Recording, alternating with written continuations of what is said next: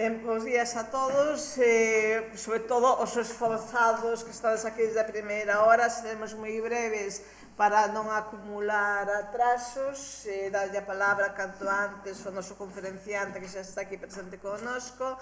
Eu, nesta brevidade, ademais de saudar, quería, por un lado, felicitar tanto a Asociación Galega de Editoras como o Concello de Santiago por esta nova ocasión de reunirnos de arredor do libro da lectura, da promoción do libro, da promoción da lectura, e neste caso, ademais, con esta componente extra que está pensada para o mundo educativo, para o libro educativo na era digital, combinando dúas perspectivas que por si mesmas xa eran interesantes, pero que xuntas aínda teñen máis forza.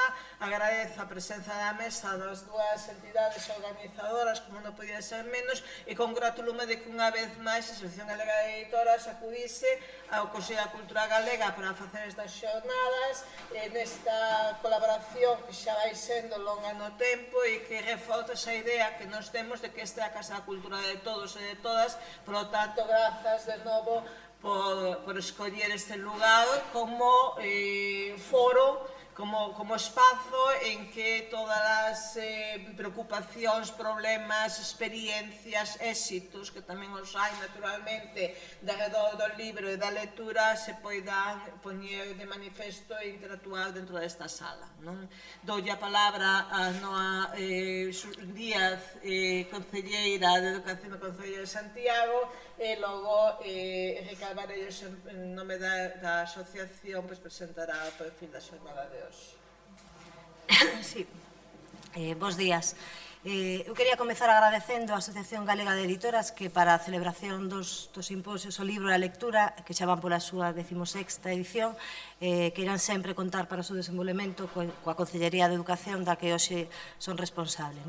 E se ben este encontro, como digo, sempre tivo unha especial transcendencia e interese para esta Concellería por canto a educación non podería e non pode entenderse sen a lectura, este ano aínda con máis motivo, xa que se dedica monográficamente ao libro educativo na era digital.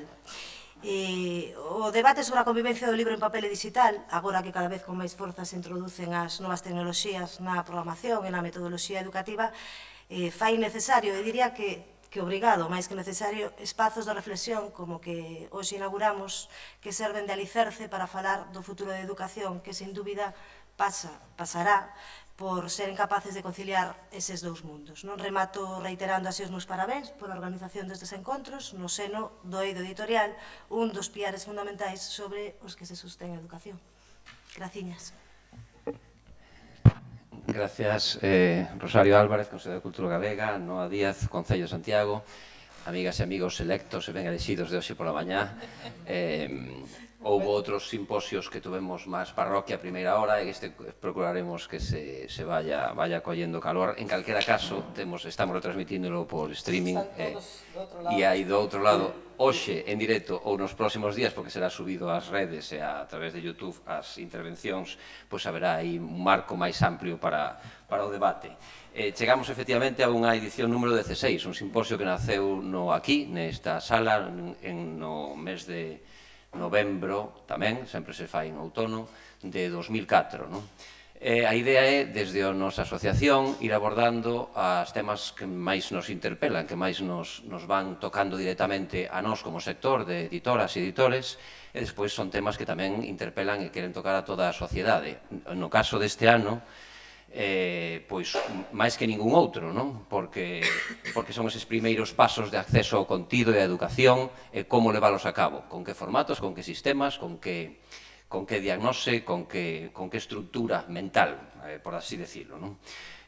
Agradezo moito ao Concello de Santiago por colaborar de novo un ano máis con nós, aquí representando pola Concellería de Educación e a súa concelleira, o Consello de Cultura Galega, que sempre nos acudía no seu espazo, a sede da Xunta de Galicia pola súa colaboración, a todos os participantes, o primeiro teremos o conferenciante da apertura, Antón Costa, a quen escoitaremos uns minutos, e a todos os voxos que vos vallades incorporando. Vamos ter 2 días, imos ter donde imos poder escoitar un pouco todo ese abano, ese panorama de reflexións alrededor desa convivencia, desas conversas entre as novas formas de ensinanza e de ensinar contidos, cos formatos que esa era digital, o que ese paradigma novo digital nos está a veces impoñendo, a veces presionando, outras veces suxerindo a todos nós. Falaremos de editar libro educativo, proxectos educativos digitais, as ferramentas de educación, o futuro da educación, en fin, alrededor de isto conversaremos con calma, a coubo, durante hoxe mañá, en mesas redondas, conferencias, panel de experiencias, de editoras de libro educativo, etc. Ben, é un panorama, como ben sabemos, cheo de desafíos, de oportunidades, de encaixes, non? En calquera caso, desde a nosa asociación, cada editorial, o que procura, e o que procuramos e o que demandamos, é rigor nos contidos, e o valor dos contidos, sexan escritos, sexan ilustrados. Desde esas dúas variables, ou nesas marxes nos movemos, a partir de aí, todo está aberto a mellorar a transmisión deses contidos e que chegue ás nenas e nenos, no caso deste ano, rapaces que se están formando, que chegue dunha maneira efectiva e digna para todos. Agradecemos moito que esteades aquí, damos por inaugurado este 16 simposio do libro da lectura. En un minuto xa vai subir Antón Costa, o que presentarei moi gustoso nun intre. Gracias.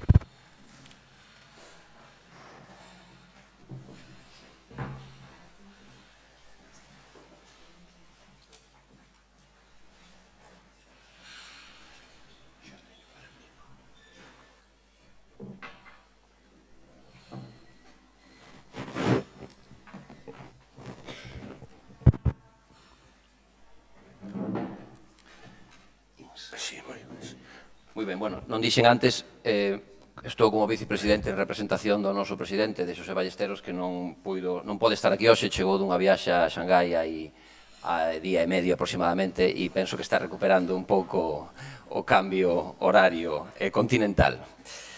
Moi ben, pois imos dar paso entón ao primeira dos actos, que é a conferencia de apertura. Baixo o título Visión histórica da educación en Galicia, Antón Costa Rico é o seu protagonista. Antón Costa é fillo de Gallitana, de Castellar de la Frontera, e de galego, penso que da montaña de Lugo, de Triacastela. Pode ser ou non é... Por aí andei. Pero non é, pero por aí andiveches nos inicios da túa vida, da túa regreso aquí. Estudou no seminario de Mondoñedo, logo nos anos xa nos estertores do franquismo, Filosofía e Letras en Salamanca, onde foi secretario xa naqueles anos 70 dun grupo pedagóxico extremadamente innovador que levaba o nome do seu artífice, Celestín Freinet, o creador da que se chamou a Nova Escola, que xa nos anos 30 Freinet falaba en Francia de autoxestión, de cooperación e de solidaridade entre o alumnado, por exemplo. Dende aquí, a Universidade de Santiago, como profesor en Ciencias de Educación, da que hoxe é catedrático da Historia de Educación e foi decano desta facultade. A comezos dos 80, comeza a desenvolver, inicia un desenvolvemento aquí no país daquelas ensinanzas primeiras de Freinet. Costa é un dos fundadores do movimento de renovación pedagóxica Nova Escola Galega. Publica a altura xa de 1980 o Ensino en Galicia, en edicións do CERNE. É promotor tamén da revista Galega de Educación. Nos 90 é autor de varios traballos históricos sobre a educación en Galicia, tamén da diagnose naquele intre da situación, ata culminar en 2004 con esta monumental historia da educación e da cultura en Galicia, séculos 4-20, editada por Xerais. Son 1248 páxinas que recibiron, entre outros, o Premio Irmandade do Libro das Librerías de Galicia, o Premio Mellor Libro Galego do 2005, o Premio Losada Dieguez de Investigación en 2005, o Premio da Crítica Galega na modalidade de investigación, o Ángel Casal da nosa Asociación de Editoras. O libro, en fin, que é toda unha historia social do coñecemento en Galicia. Antón Costa dirixe hoxe tamén a Biblioteca de Pedagogía da Editorial Calandraca e será un enorme placer escoitalo. Gracias. Muchas gracias.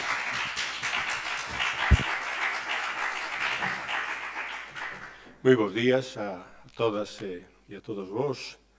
Pois é para min unha honra ser invitado a este 16 encontro das editoras e dos editores de Galicia, e é para min unha honra estar sentado aquí tamén, podendo comentar e falar con vos nesta sede querida do Consello da Cultura Galega. En efecto, cando recibo a invitación tiña ese título, Visión Histórica da Educación en Galicia, e digo, pois xa me vai valer.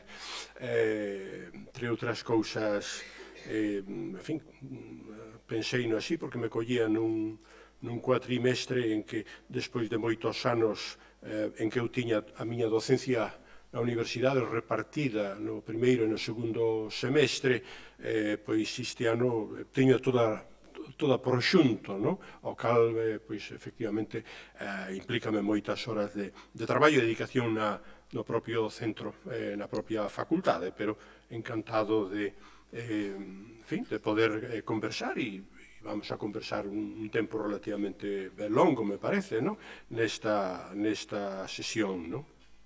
En efecto, eu teño máis recorrido probablemente na cuestión dos traballos e da investigación histórica, pero, como eu digo en ocasións, interésame moito a historia da educación, neste caso, en Galicia, porque me interesa moitísimo o futuro, o presente e o futuro, de tal modo que, así como hoxe falaremos da historia, non é menos certo que, bueno, teño unha presiña de textos que reflexionan sobre o presente da educación, probablemente textos máis curtos, claro, sobre o presente da educación, mesmo, en fin, nunha quincena de días teremos na rúa o número 75 da Revista Galega de Educación que editamos desde Nova Escola Galega e que ten xusto este título de un monográfico completo, A Nova Escola Hoxe. Non é a Nova Escola Hoxe, sino a Nova Escola Galega, a Nova Escola Hoxe. O sea que hai aí páxinas de reflexión sobre onde estamos e cara onde probablemente iremos camiñando, en fin, máis alá do día a día, do máis inmediato que está cheo de nubeiros. Bueno, vou falar para editoras e editoras en particular, en fin, para máis persoas que se ocupan do libro infantil e juvenil, para amadores dos libros. Bueno, pois vou a centrar un pouquiño a esta visión histórica da educación en Galicia un pouco máis nos libros, sobre todo no pasado, porque probablemente os do presente pois están mal que ben, en fin, diante de vos, está presente a idea de que en medio de dificultades de diverso tipo que coñecemos e que, en fin, non é necesario estenderse aquí no diagnóstico, estamos vivos, hai unha aposta por elementos de creación cultural, por elementos de creación educativa, en fin, nas diversas manifestacións empresariales que isto ten hoxe en Galicia.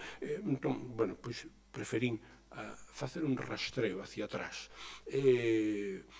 Direi que cando e o trouxe non para mostrar, porque xa, en fin, é conocido, sino que tiña que botar man aí un par de sitios de unha lectura, e digo, pois teño que leválo, a pesar do que pesa, si. Cando de sempre tive primeiro, e non me enredarei nesta cuestión, é certo que eu sendo estudante nese primeiro quinquenio dos anos 70, eu eu empecé a matinar e a pensar, un pouco estudante antifranquista, e inquedo, ademais, na cuestión nacional de Galicia, non? De onde, se eu estudio pedagogía, que había por trás nosa? Claro, bueno, pues, miras de cerca, non? Que é o que hai, non? E así foi un pouco como fun dando os primeiros pasos na investigación histórico-educativa, pero logo, en fin, xa me atrevín máis, e un pouco máis atrás que hai. Sobre todo, o historiador e o investigador que se fai preguntas, non? Preguntas un pouco de onde vimos, e de onde vimos un pouco na cuestión educativa, non?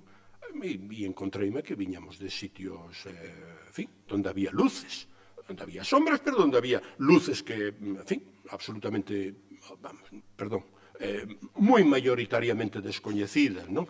Isto que, cando nos paratextos iniciais do libro, en fin, teño 3 paratextos, un fala de Platón, un texto de Platón que di que a educación da adolescencia, que é a infancia e a adolescencia, é o máis importante asunto público, o asunto máis serio, non?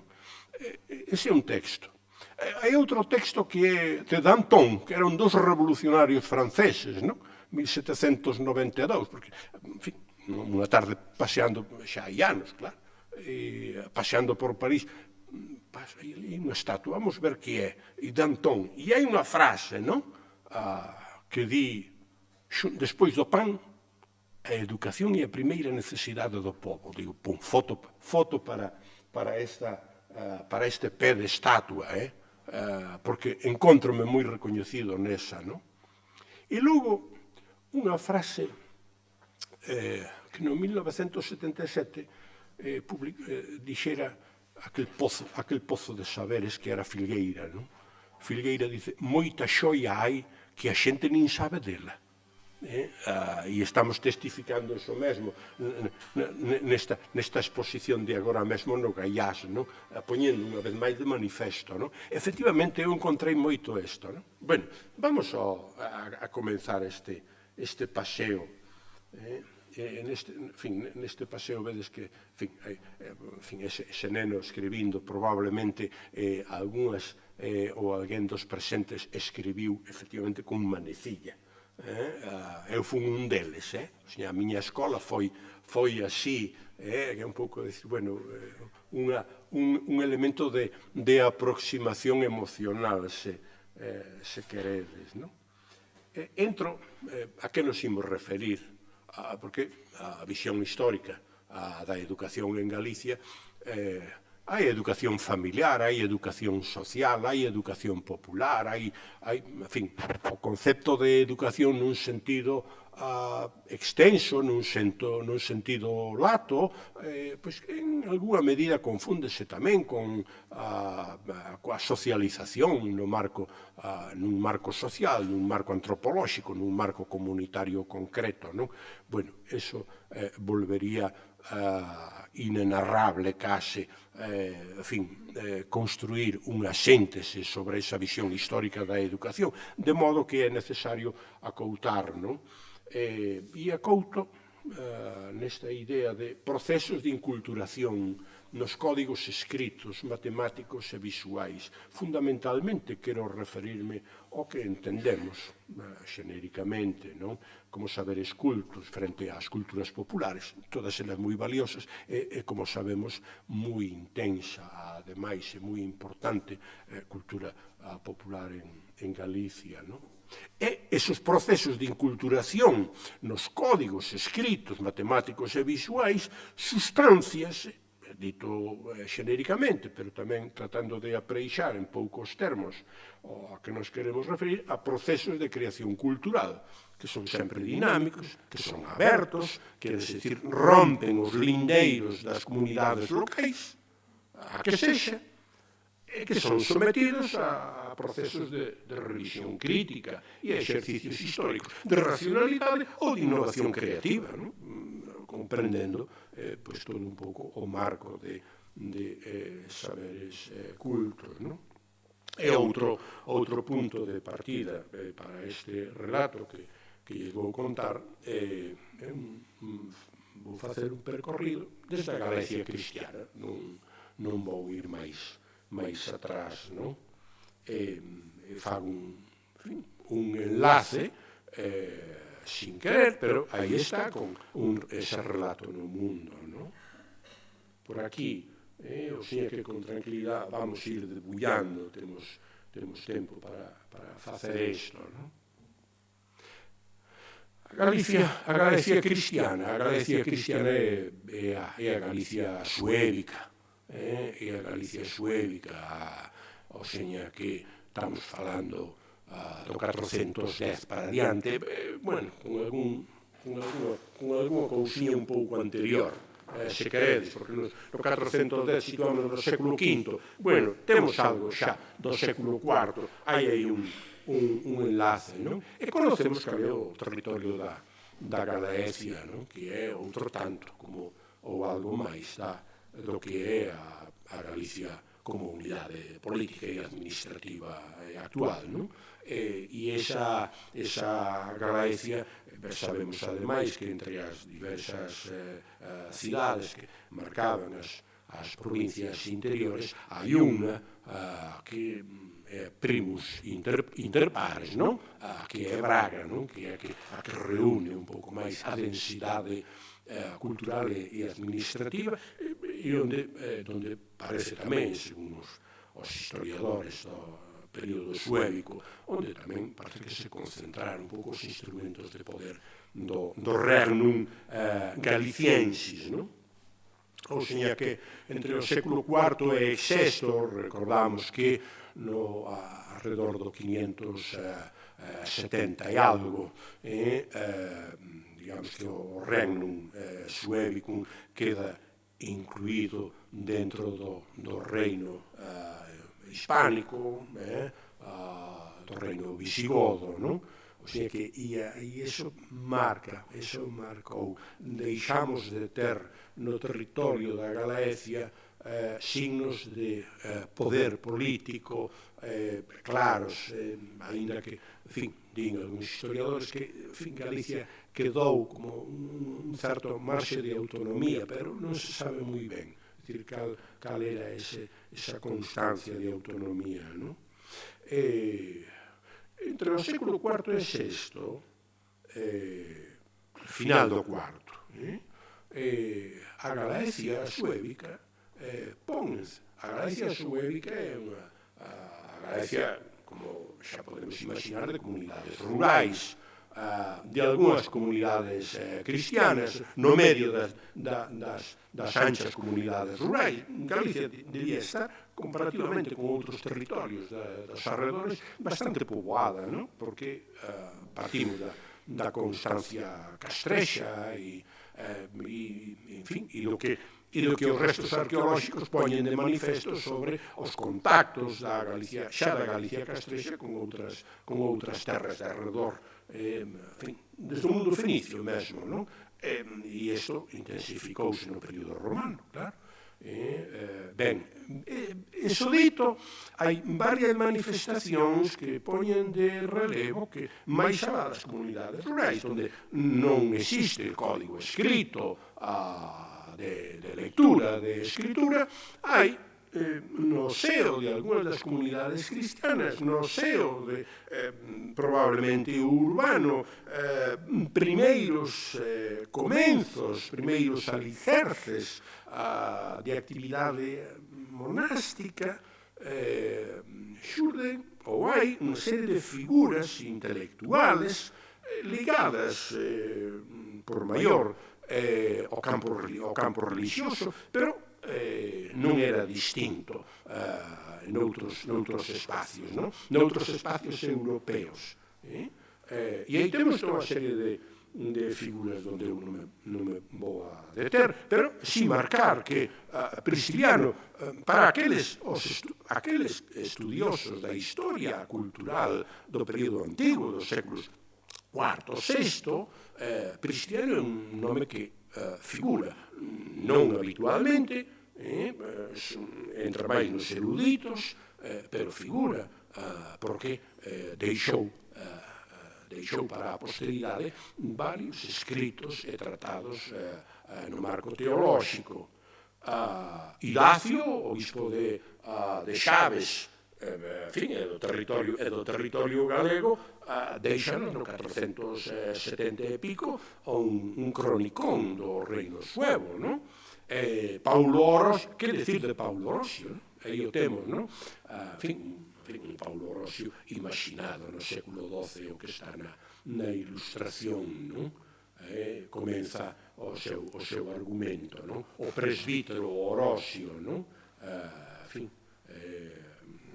Hispano, nada que ver con o reino de España, non?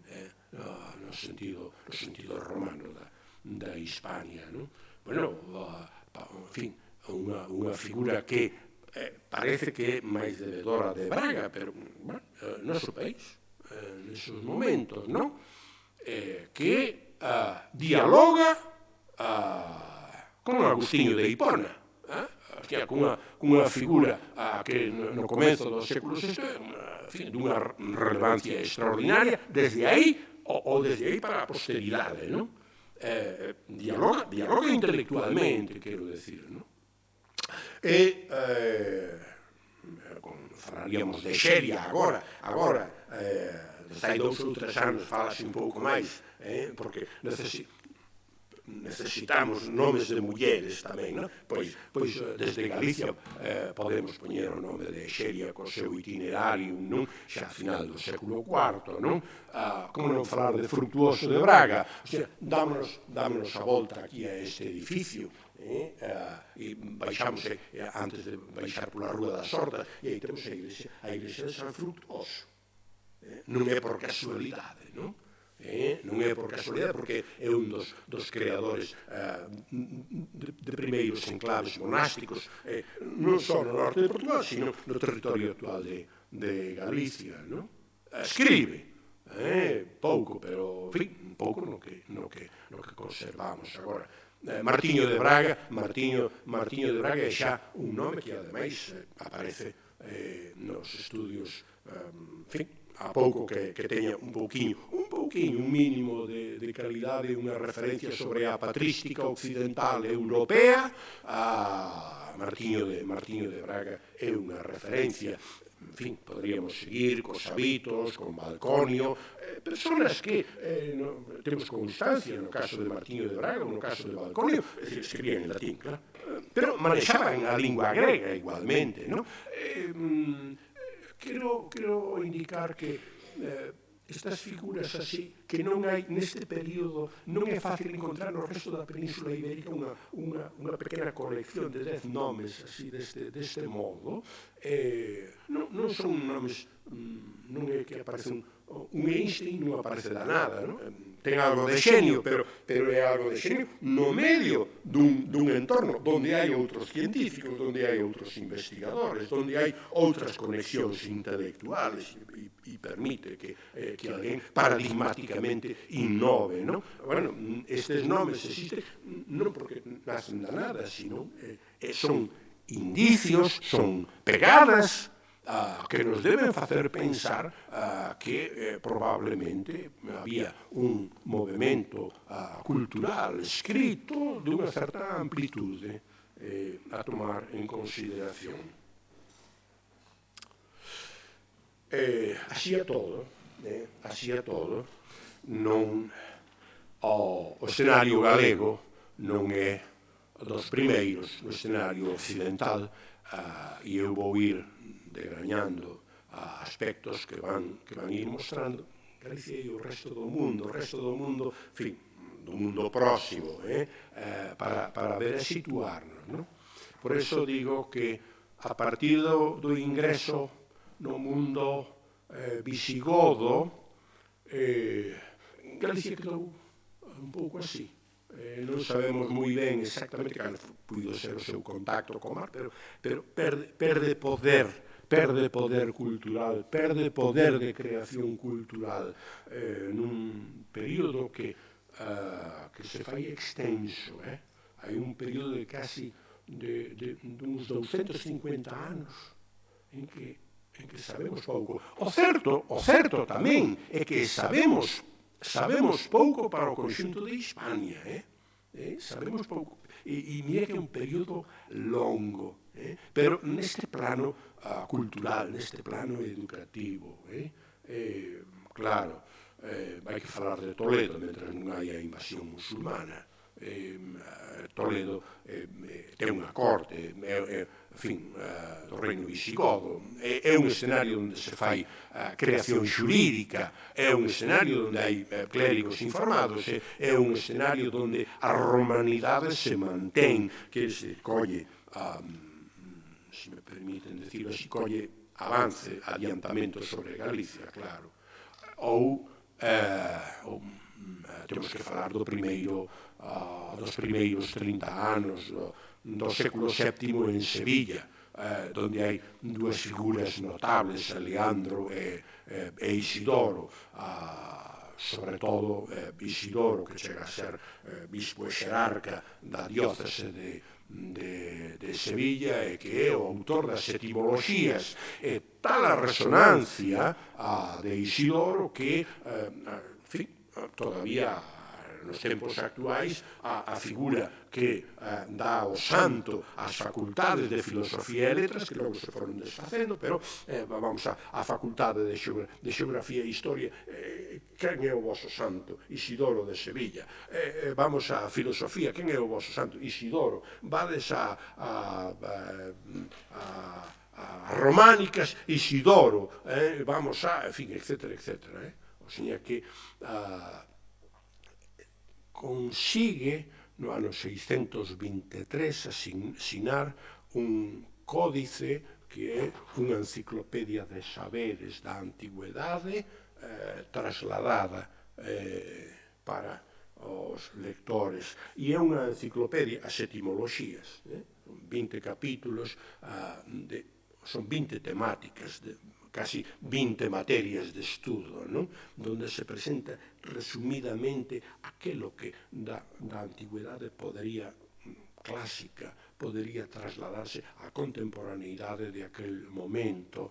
E as etimoloxías foi un libro importante, non o único, porque tamén no século VII contra o final Beda o Venerable desde a Inglaterra fai unha achega importantísima, tamén Patricio Columbano desde Irlanda fan achegas moi importantes, aí están un pouco os autores, pero no caso do libro de etimoloxías ocorre o seguinte, que vale para o século VII, copiarase no século VIII, copiarase no século IX, copiarase mesmo no século X, o sea que é un libro que tivo longa permanencia no tempo, concitaba como un punto e aparte no estado de saberes dunha persoa culta, non? Eu teño, neste libro formulei a modo de hipótese, deixeino aí para que se investigue como chegaron as etimoloxías ao mundo inglés e ao mundo irlandés. Por que non pensar que foi Galicia? Porque en Galicia había copias das etimoloxías. E sabendo que aquí tiñamos nos norte desde o século VI unha comunidade irlandesa, por que non pensar que foron eles os que a modo de Novo Breogán, pero esta vez probablemente máis certo a saber, non digo nada, non? Levaron as etimoloxías a Irlanda, des que quedou escrito ninguén fozou aí esa cuestión, sí, pero, bueno, aquí hai cousas para que dentro de 100 anos incluso alguén diga, sí, ou non, punto, bueno, pois efectivamente. Bueno, en fin, cito aí tamén a Zaragoza, e falo temos que falar da arabización, unha arabización lenta, e tampouco non moi rica culturalmente, pero onde comeza a construirse a idea al Andalus e a Galaecia. E para a historia medieval inglesa está claro a presencia da Galaecia, non o reino de Asturias, a Galaecia e al-Ándalus. Nós xa sabemos que tivemos un proceso, alguén falou por nós desde o século XVIII reconstruindo elementos da historia. Pero, vedes, non é tanto que distinguir os lugares aquí o meu interese, estamos falando, é un mapa que ten que ver con centros de estudio do século VI e VII, fundamentalmente, centros de estudo, non? Claro, vemos... Estou marcando Mérida, Toledo, Córdoba, Sevilla, Valencia, Zaragoza. No que vai ser a marca hispánica hai un pouquiño máis de concentración, verdad? E se non, en fin, hai aí Zamora, Braga, León, Oviedo, Santiago, sabemos que son as referencias, pero vemos o mapa da Hispania e vemos o mapa do que pronto vai ser o Imperio Carolingio, non? Quer decir que os puntos onde hai centros de estudio, onde hai centros de copia, onde hai espacios de aprendizaxe da lectura e da escritura, son moito máis intensos. E isto nos vimos de aí tamén. Nos vimos deste pasado. Avanzamos pouco máis. Desde o ano 800 temos en riba da mesa o Imperio Carolingio, que aínda que se desfai, pero desfaise en tres grandes unidades, e vai a reconstruirse no século X como Sacro Imperio Romano-Xermánico. Si ese Sacro Imperio Romano-Xermánico, o sea que colle todo isto, pois nos vai ofrecer o que eu titulei aquí un esplendor cultural que é tamén citado por historiadores e historiadoras como un renacemento cultural. Fálase dun renacemento no século IX, X, un renacemento no XII, un renacemento no XVI, e a ilustración un pouco desta forma. Eu marquei para aquí algunhas referencias de lugares, aquí é Tours, importantísimo, Bobbio, neste mapa non aparece aquí Irlanda, pero de Irlanda, de Inglaterra e de York e de Salisbury hai un traslado de monxes a Bobbio e unha fundación que chegará a conectar con Monte Cassino. Monte Cassino son os benedictinos, que teñen unha magnífica expresión en Reichenau e en Sengalén, en Sengal. Bueno, no gran parte do século X, donde final do X vemos tamén a creación de Cluny, ocorre que esos centros, particularmente esos que marquei, van a ser os centros que atesouran un saber antigo. Non tanto crean un saber novo, atesouran e poñen ao día e gardan e conservan un intensísimo saber antigo que así se vai poder trasladar á posteridade, en fin, a anos seguintes, porque recordemos que todo é así. E todo é sobre papiro, e só inicialmente un pouco sobre pergamiño, non? É costoso. Non é fácil o traslado de saberes, moito menos a creación cultural cando se rompera a riquísima tradición greco-latina, e había que estar vivindo das herdanzas do pasado. Así é todo, dese escenario a Galicia. Entón tituleino O espertar monástico galego. No décimo tamén. Vedes que un momento antes dixen do 571 a mediados do século IX, deixeino aí, o sea que con Afonso, o conocido como Afonso III o Magno, en boa relación coa aristocracia, cos comes de Galetia, en fin, avanzan o reino cristiano, que será o que vai permitir a Ordoño no 914 trasladar a corte de Oviedo para León, non? En bo entendemento cos comes de Galetia, non? Pero non hai un traslado inmediato a un florecemento en Galicia no propio século IX. En fin, temos que recordar que é o inicio de Compostela, non? É dicir, que a cuestión de si aparecer a arca marmórica e demais, non?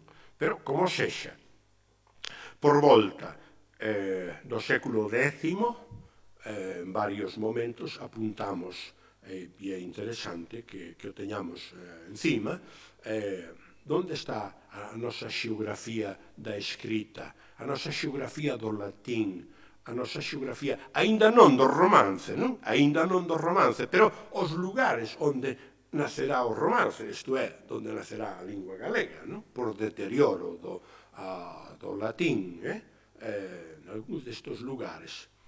Samos, reaberto, porque Samos xa contamos con el un pouco noite oscura, pero contamos con el desde o século VI, no 922 é reaberto Curtis, Sobrado, San Martiño Pinario para acompañar a catedral, San Martiño de Xubia no fondo da ría do Ferrol, Almerezo, Lourenzá, Celanova, será a Celanova de Rosendo, de Rudesindos, de San Rosendo, a figura aristocrática e nobiliaria de alta importancia para os reis de León e de alta importancia cultural, non?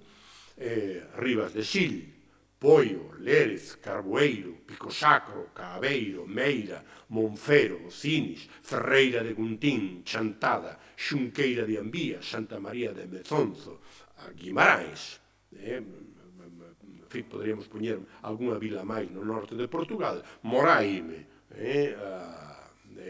que se viñan a sumar a algúns dos que pervivían, como o caso de San Pedro de Rocas, de onde proviña este renacer monástico, en parte pois de familias condales, como os condes de Présaras, é dicir, contra Sobrado, ou a familia condal de Celanova, e aí nos daría lugar a algunhas familias condales máis que son quen impulsan a presenza de mosteiros. A veces, que maioritariamente mosteiros masculinos, a veces mosteiros dúplices, con parte masculina e con parte femenina. Pequenos, non pensemos nos mosteiros do tempo do barroco, que poden ter 60, 70, 90 persoas no seu interior, non? Temos que pensar nas normas para os cistercienses a partir do século XII, en fin, existencia dunha comunidade monástica a partir dunha dúcia, como os apóstoles. O sea que un pouco esa medida, probablemente en cifras inferiores é a que se podría establecer nalgúns destes lugares, pero sen dúbida son algúns destes lugares onde non se fai unha pequena casa religiosa que non teña un par de códices, que non teña páxinas sagradas, que non teña un que ilustra na lectura, na escritura un pouco, algo no cálculo matemático, porque había que calcular os días do ano, etc., para a cronoloxía das festas religiosas, porque había que cantar. O sea que o canto chan comeza a amadurecer neste tempo, non?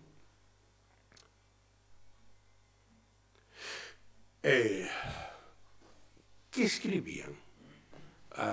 Que sabemos hoxe que escribían? Porque algúns desos mosteiros que facían? Rezaban, sí, cultivaban terras de arredor, tamén neso especializáronse, como sabemos, os cistercienses a partir do século XII, non? Pero dormían, comían, claro, bebían un vaso de viño, sí, claro, pouco de momento, a partir do século XII un pouco máis, había que cuidar do frío, sí, que máis facían? Non sabemos, pero algo do que sí sabemos é que algúns desos lugares empezaron xa a ser lugares de copia de códice ou de escritura, non? Que escritura? Fundamentalmente religiosa. E como se chaman os libros completos ou parciales que se conservan deste tempo, do século X? Chámase, trasladado do latín en alguma medida para hoxe, non? Exposición do benaventurado Próspero sobre Ezequiel, un dos profetas, epístolas de São Paulo, o apóstolo número 13, non? Epístolas. Bueno, pois son as cartas, non? Aos Efesios, aos non sei que, das distintas comunidades que Pablo iba visitando en Grecia, iba visitando en Turquía, a actual Turquía, é dicir, territorios en parte romanizados e noutra medida que vivían en grego, non? É que Paulo escribe en grego, Paulo é un xentil, en fin, é alguén que ten unha cultura bastante importante, non? Para poder dirixir cartas ás primeiras comunidades religiosas, ou seja, que esas epístolas que todavía se leen nos actos litúrxicos e religiosos da Igrexa Católica en calquer lugar do mundo, tamén entre nós, aí estaban, non? Historia dos reis do mundo xudeo, non? Salterio, pasionario e antifonario son todos, salterio dos salmos, os salmos do rei David, un libro poético, en fin, rico e interesante e diverso, non? Mais ao lado religioso, non? Pasionario e antifonario, antífona, dicen actos litúrxicos, van nesa dirección como salazonario, pero empeza xa a publicarse e a escribirse a regla de San Bieito, esa da que todos nos quedamos desde pequeno, desde que nos lo dixeron e o aprendimos o de ora e de labora, non? Bueno, pois esa regla que permite constituir comunidades masculinas ou femeninas para a vida en común, en fin, e para facer tamén algunha actividade cultural, empeza a estar presente, diálogos, os Moralia, o Expositio in Librum Job, de Gregorio Magno, Papa do século VI, importante, as etimoloxías e as sentencias, o Liber Regulorum, o libro das reglas, o libro das ordes, o libro dos sacramentos, os oficios de Cicerón, ou seja que hai algo tamén do mundo clásico. Recordo, poño xa encima da mesa, que Cicerón foi a gran referencia da escrita latina para os humanistas do século XV, do século XVI. Ou seja que tamén nos vale, non? Os oficios é un libro de conducta moral, sustancialmente, pero é tamén un modelo de escrita, non? Que se toma en consideración e aparece nalgúns a maior parte dos pequenos mosteiros que citei até aí, para eles non temos constancia dos depósitos libreiros que tiñan. Algúns deles sí, e a metade destes libros, por exemplo, aparecen en Almerezo, en Ponteceso, ou seja que non é Santiago de Compostela, non é o sitio así, donde hai constancia de que, hai un traballo por parte dos monxes das peles, ou seja que empezas a traballar o pergamiño, primeiro preparamos o pergamiño, hai un traballo físico, hai un traballo artesanal, hasta deixar eses fragmentos, non? Para adoptar a forma de liber ou a forma de códice, non? E que permita escribir. E hai que ter todos aqueles outros elementos que permite a constancia na escrita. Ou seja que a actividade monástica, por si se me esquece, pegando un salto que nos leva ao século XII, por si se me esquece un pouco na redacción, porque non o teño anotado, non? Hai un documento comenzando o 12, donde dice que saen 2 enviados de Porto a Santiago de Compostela ao Sar, ao mosteiro do Sar, dos cónegos de San Agustín para mercar códices. O sea que aí nese lugar era unha editora. Era unha editora. Van a Compostela e a Aviñón. O sea que debemos quedar... O mellor temos que poñer ali unha placa, editor. O mellor hai que poñer... En fin, cuidado, sabendo que son pedras casi sagradas aquelas, pero saber como... É dicir, aquí foi a primeira editora galega, porque probablemente...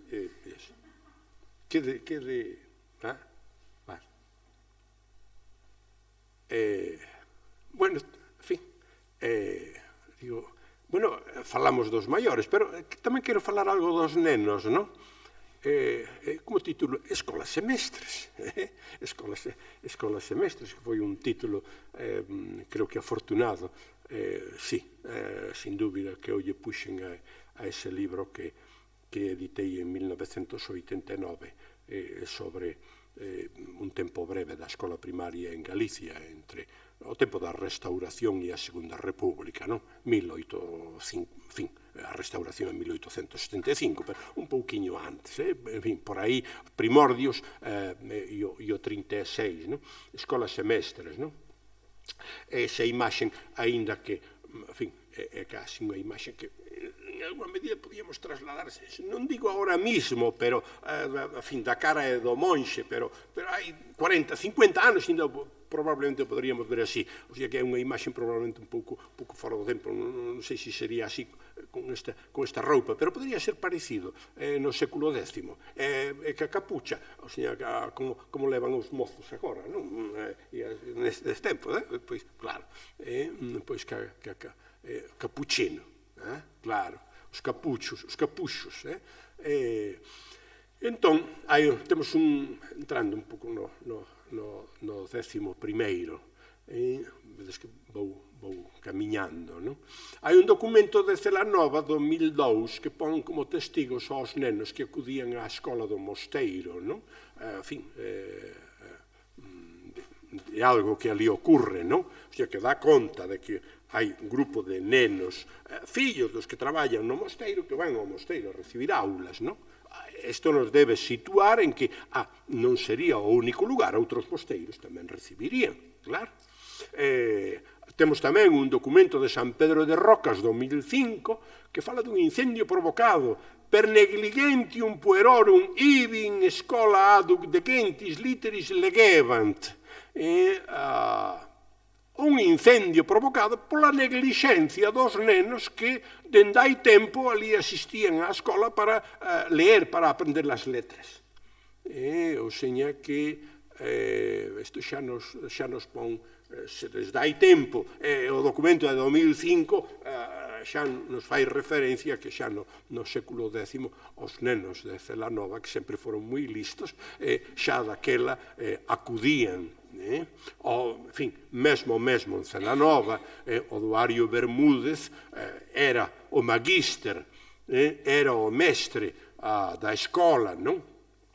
Ibi, aí colouse unha D, ibi literas doqui, ali ensinou as letras a moitos nenos, unha turba puerorum degentibus in escola, unha turba, un mogollón, exactamente, un mogollón puerorum de nenos degentibus que aprendían na escola, non?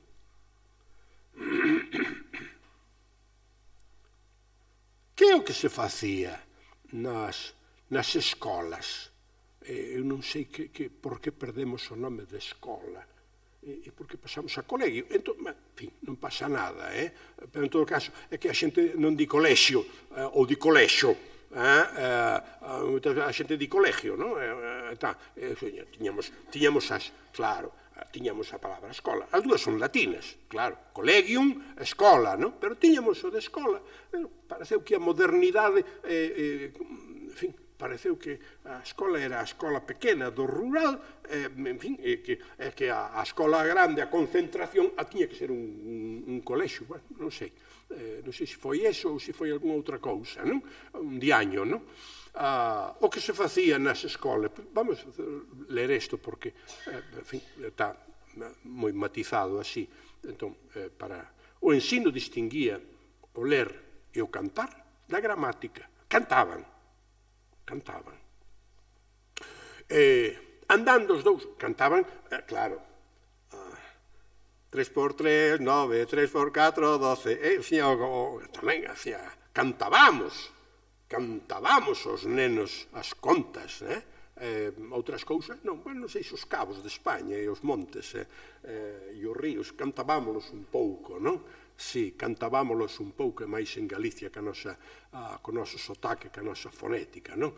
Pero, claro, distinguía o ler e o cantar da gramática.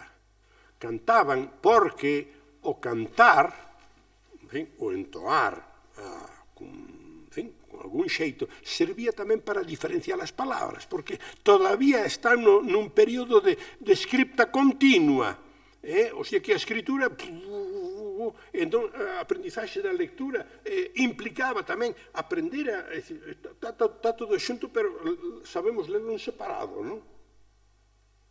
Sí. Andando os dous primeiros sempre indisociáveis na práctica docente. Co ler e o cantar, máis coas nocións esenciais do catecismo, nocións esenciais religiosas, probablemente mellor dito, dixeino así, pero máis a palabra catecismo asociámoslo a algo que sobre todo ten que ver co Concilio de Trento e de aí para adiante, non? E iso nos levaría a trasladarnos ao 1565, non?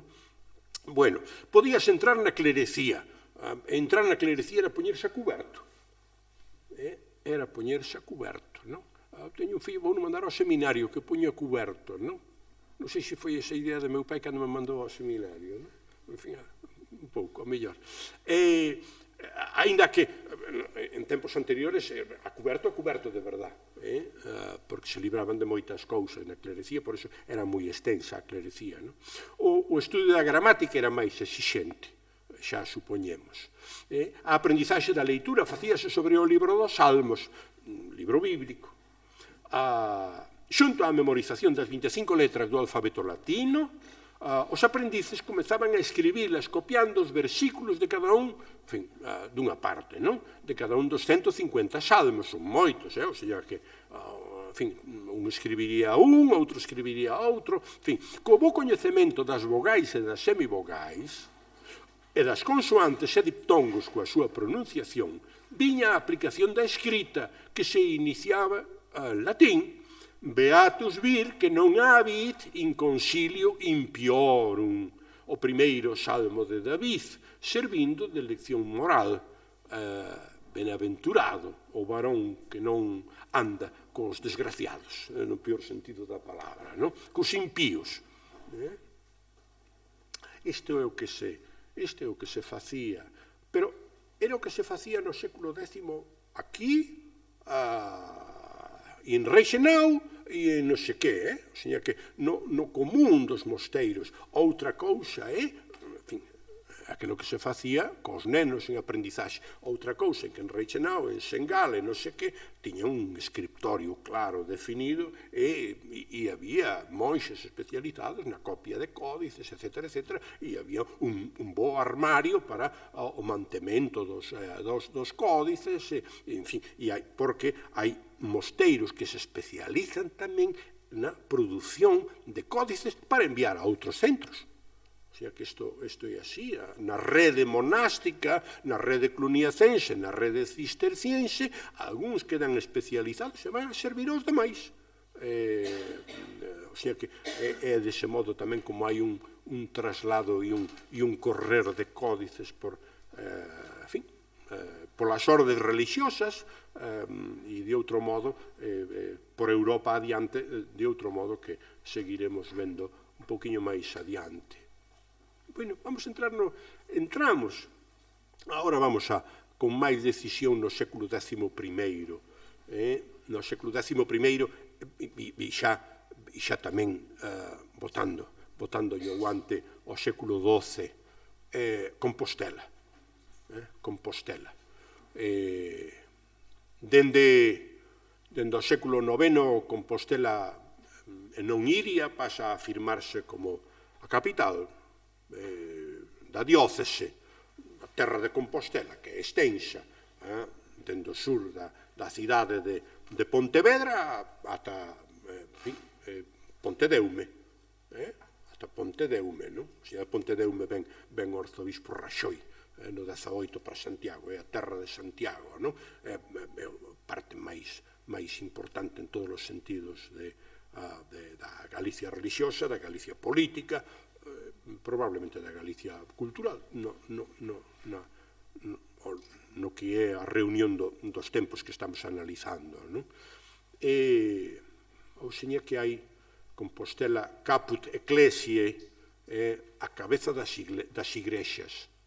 A cabeza das igrexas, pero non pensemos nas igrexas, no resto das igrexas galegas, en Mondoñedo, en Ourense, en Lugo, en Tui. Esas outras todavía quedan nas mans de Braga, do arzobispado de Braga. Non será ata final do século XIV cando esas outras pasan a depender do arcebispado compostelano.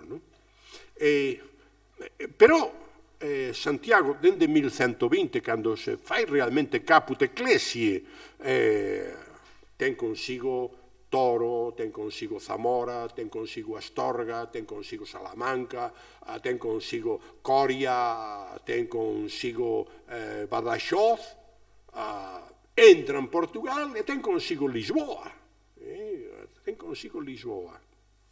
Dice, unha escola de gramática latina e composición con locais propios, contiguos á catedral, según nos informa o Códice Calistino, onde se impartirían tamén os rudimentos das ciencias eclesiásticas e o estudio da elocuencia e da lóxica por medio dun mestre para ensinar elocuencia e a ciencia que se ocupa da arte de acardar a verdade, isto é, un mestre de retórica e de lóxica. A retórica é extraordinaria para os usos literarios, para os usos da escrita, para escribir con arte, sin que pareza que manexas un arte, para escribir de botono, e ao mesmo tempo é elocuencia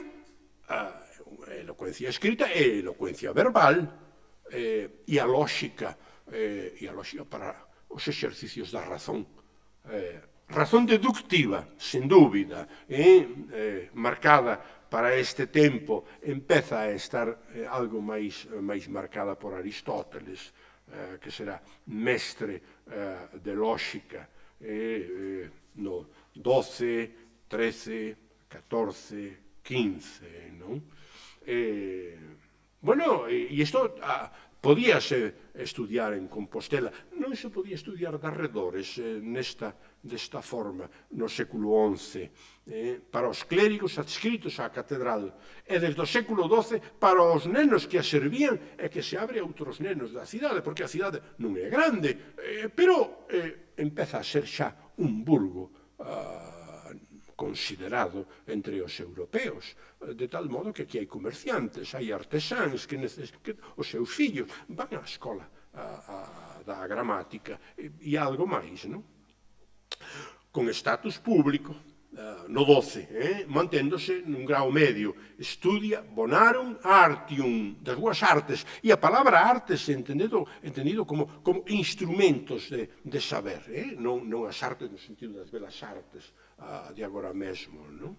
Das boas artes, o primeiro ciclo de estudos, o ciclo de estudos que permitía a continuación ir estudiar á universidade.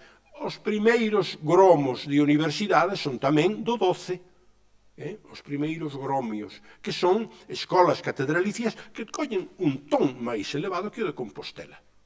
En fin, hai aí un escenario intermedio entre Compostela, sube Chartres, por exemplo, e París, hasta que París dá todavía un un salto un pouco maior no ano 1200 para convertirse no modelo, no gran modelo universitario europeo, gracias a Roma, gracias ao papado, o sea que dice, debe ser así.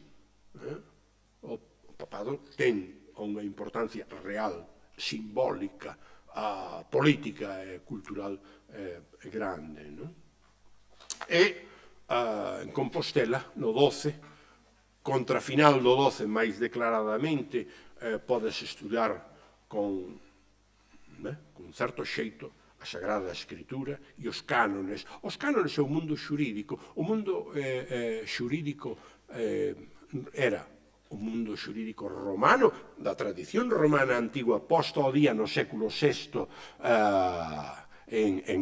no que agora é Istambul, pero era Constantinopla, no século VI, e dentro do século VI son os 5 libros do dereito xurídico romanos que se estudian. Non se innova nada,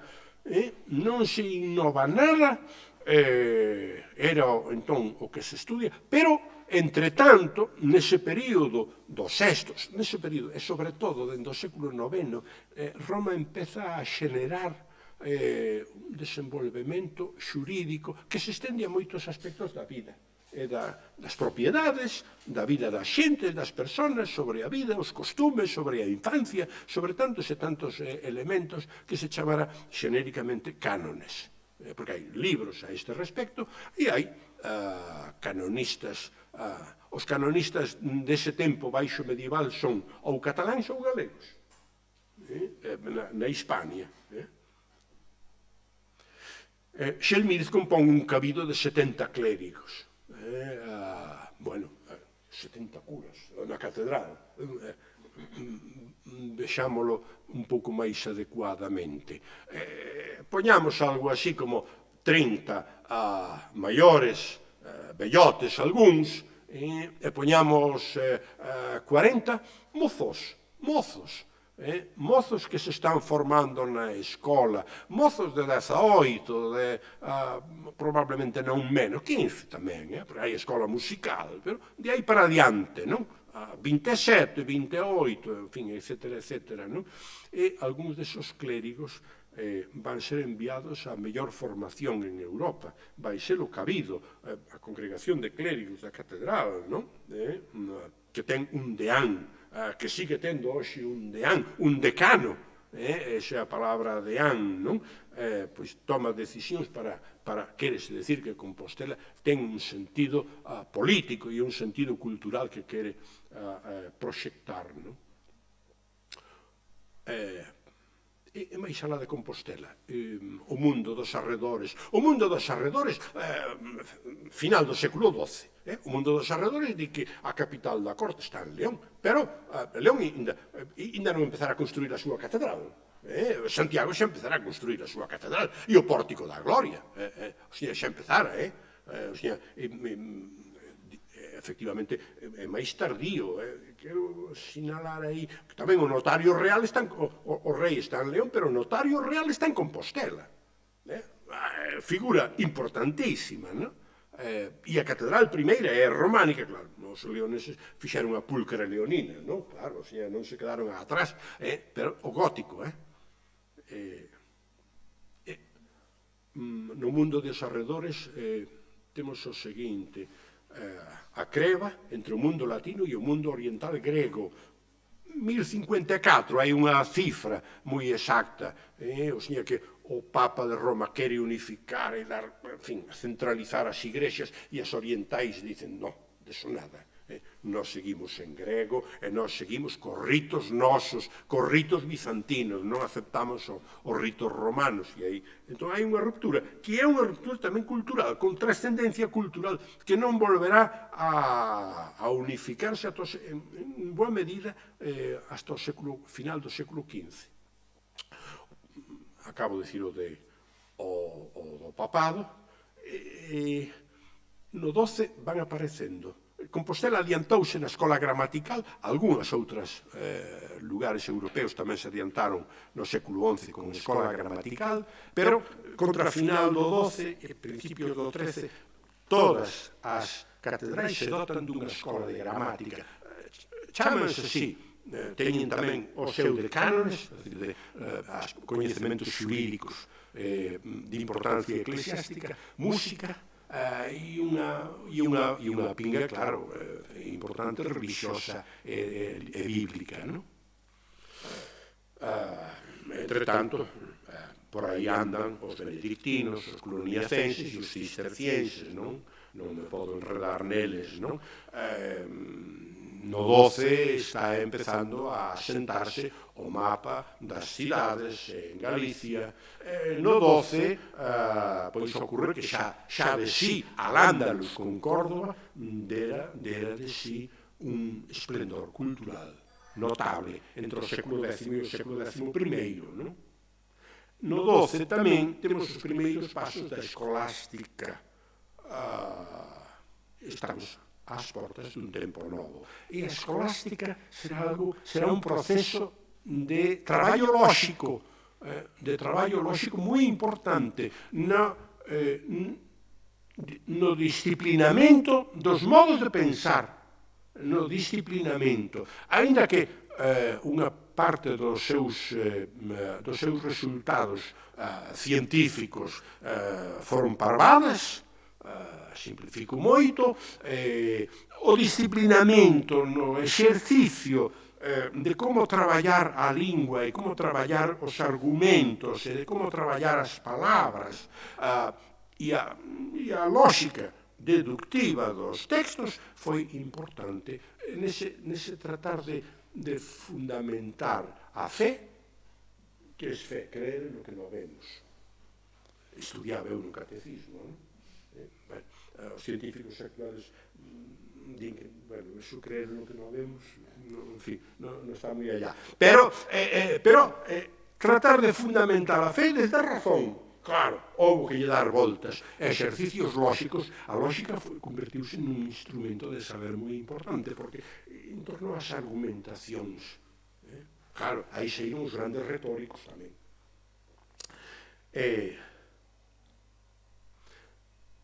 Bueno, outra vez máis, porque onde estamos situados, non? Bueno, pois estamos, vou dicilo así, decentemente, pero do medio para baixo un pouquiño, un pouco así. A outros territorios hispanos, máis abaixo ainda. En todo caso, si podemos decir eso, non? Porque este é un mapa incompleto, porque todavía seguía, en fin, Europa Norte, Inglaterra, Irlanda, todo isto, non? As sedes catedralicias na fin do século XIII. Porque, quero sinalar, que onde hai unha sede catedralicia hai unha escola. Hai un lugar de aprendizaxe de sentido, non? Non é para...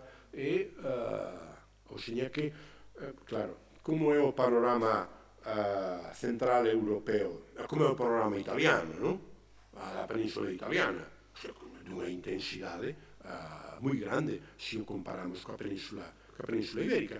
Na península ibérica, nós estamos o noroeste, vou dicir así por un momento, bueno, non... parece que non quedamos mal, non? En fin, comparamos o territorio, non? En fin, co gran territorio que parece Lisboa, non? Todo eso, e claro, en fin, hai... Pero, agora que marco aquí Salamanca, contáballes como Santiago non ten as dióceses galegas, pero a Santiago concede o Papa todo este territorio. E aquí está Salamanca. E o sea, que Santiago é metrópoli eclesiástica. E o arzobispo de Compostela intervén na cuestión das universidades. Para o que teñamos isto presente para o que vai seguir dentro dun momento. Pero vamos a ver tamén, aparecen no 13, ao longo do 13, os conventos franciscanos, dominicos, xerónimos, en fin, hai 4 ou 5 posibilidades, quedémonos con franciscanos e dominicos, porque en negro vemos os franciscanos en Ribadeo, en Viveiro, en Betanzos, na Coruña, Paco Vázquez, Santiago de Compostela, Lugo, Vilavade, Ourense, Pontevedra, e os dominicos, onde está o círculo, este circuliño, esta elipse, non? Viveiro, Ortigueira, Montefaro, A Coruña, Santiago, Pontevedra, Tui, Ribadavia, bueno, o sea que estos lugares é Santiago de Compostela. Santiago de Compostela vai ser a capital da provincia franciscana que chega a Salamanca. O sea que entón sitúa a provincia sitúa Santiago e Salamanca serán na baixa idade media no 14 e no 15, tamén o 13, pero o 13 ainda está nacendo, no 14 e no 15 os dous polos serán estes dous. A máis importancia cultural vai ser Salamanca, a continuación será Santiago. E Santiago servirá, quere decir que aqueles novicios, aqueles mozos franciscanos que se noten máis dotados para o estudio, virán a Compostela para formarse, antes de unha parte deles marchar, polo menos a Salamanca, ou non, a algún outro lugar de Europa. E os dominicos pasa o mesmo. Os dominicos chegan a ter 8 casas, non sei se aquí saen, pero as 8 casas de Galicia franciscanas serán máis. Este mapa hai que retocarlo en varias direccións. Os dominicos no século XIV, nunha parte do século XIV, onde visitamos o Museo do Pobo Galego, tiña un centro superior de estudio e de formación, con rango quasi académico, no campo das artes, que son os instrumentos básicos, e a teoloxía. Tamén hai o dato e o documento como o mosteiro, o convento franciscano de Santiago, presta libros á catedral, presta libros á biblioteca da catedral compostelana. Saen dos dous lugares, dominico franciscano, saen algunhas figuras de interese académico, cultural, educativo, no escenario europeo. Así é todo. Este é o mapa dos franciscanos, mapa que estirei un pouco para cubrir a ficha, no? Mapa dos franciscanos en Europa.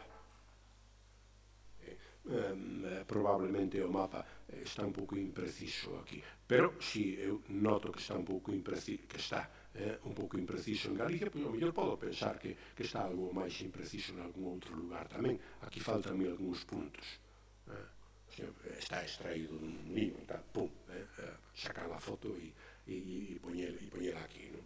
Claro, como non, San Francisco de Asís, non? É clara, non? Chiara Caravalle, non? Che dà lugar ás clarisas, ás franciscanas, como non en Italia, non? Il Poverello, non? Il Poverello encheu Italia de casas franciscanas, pero,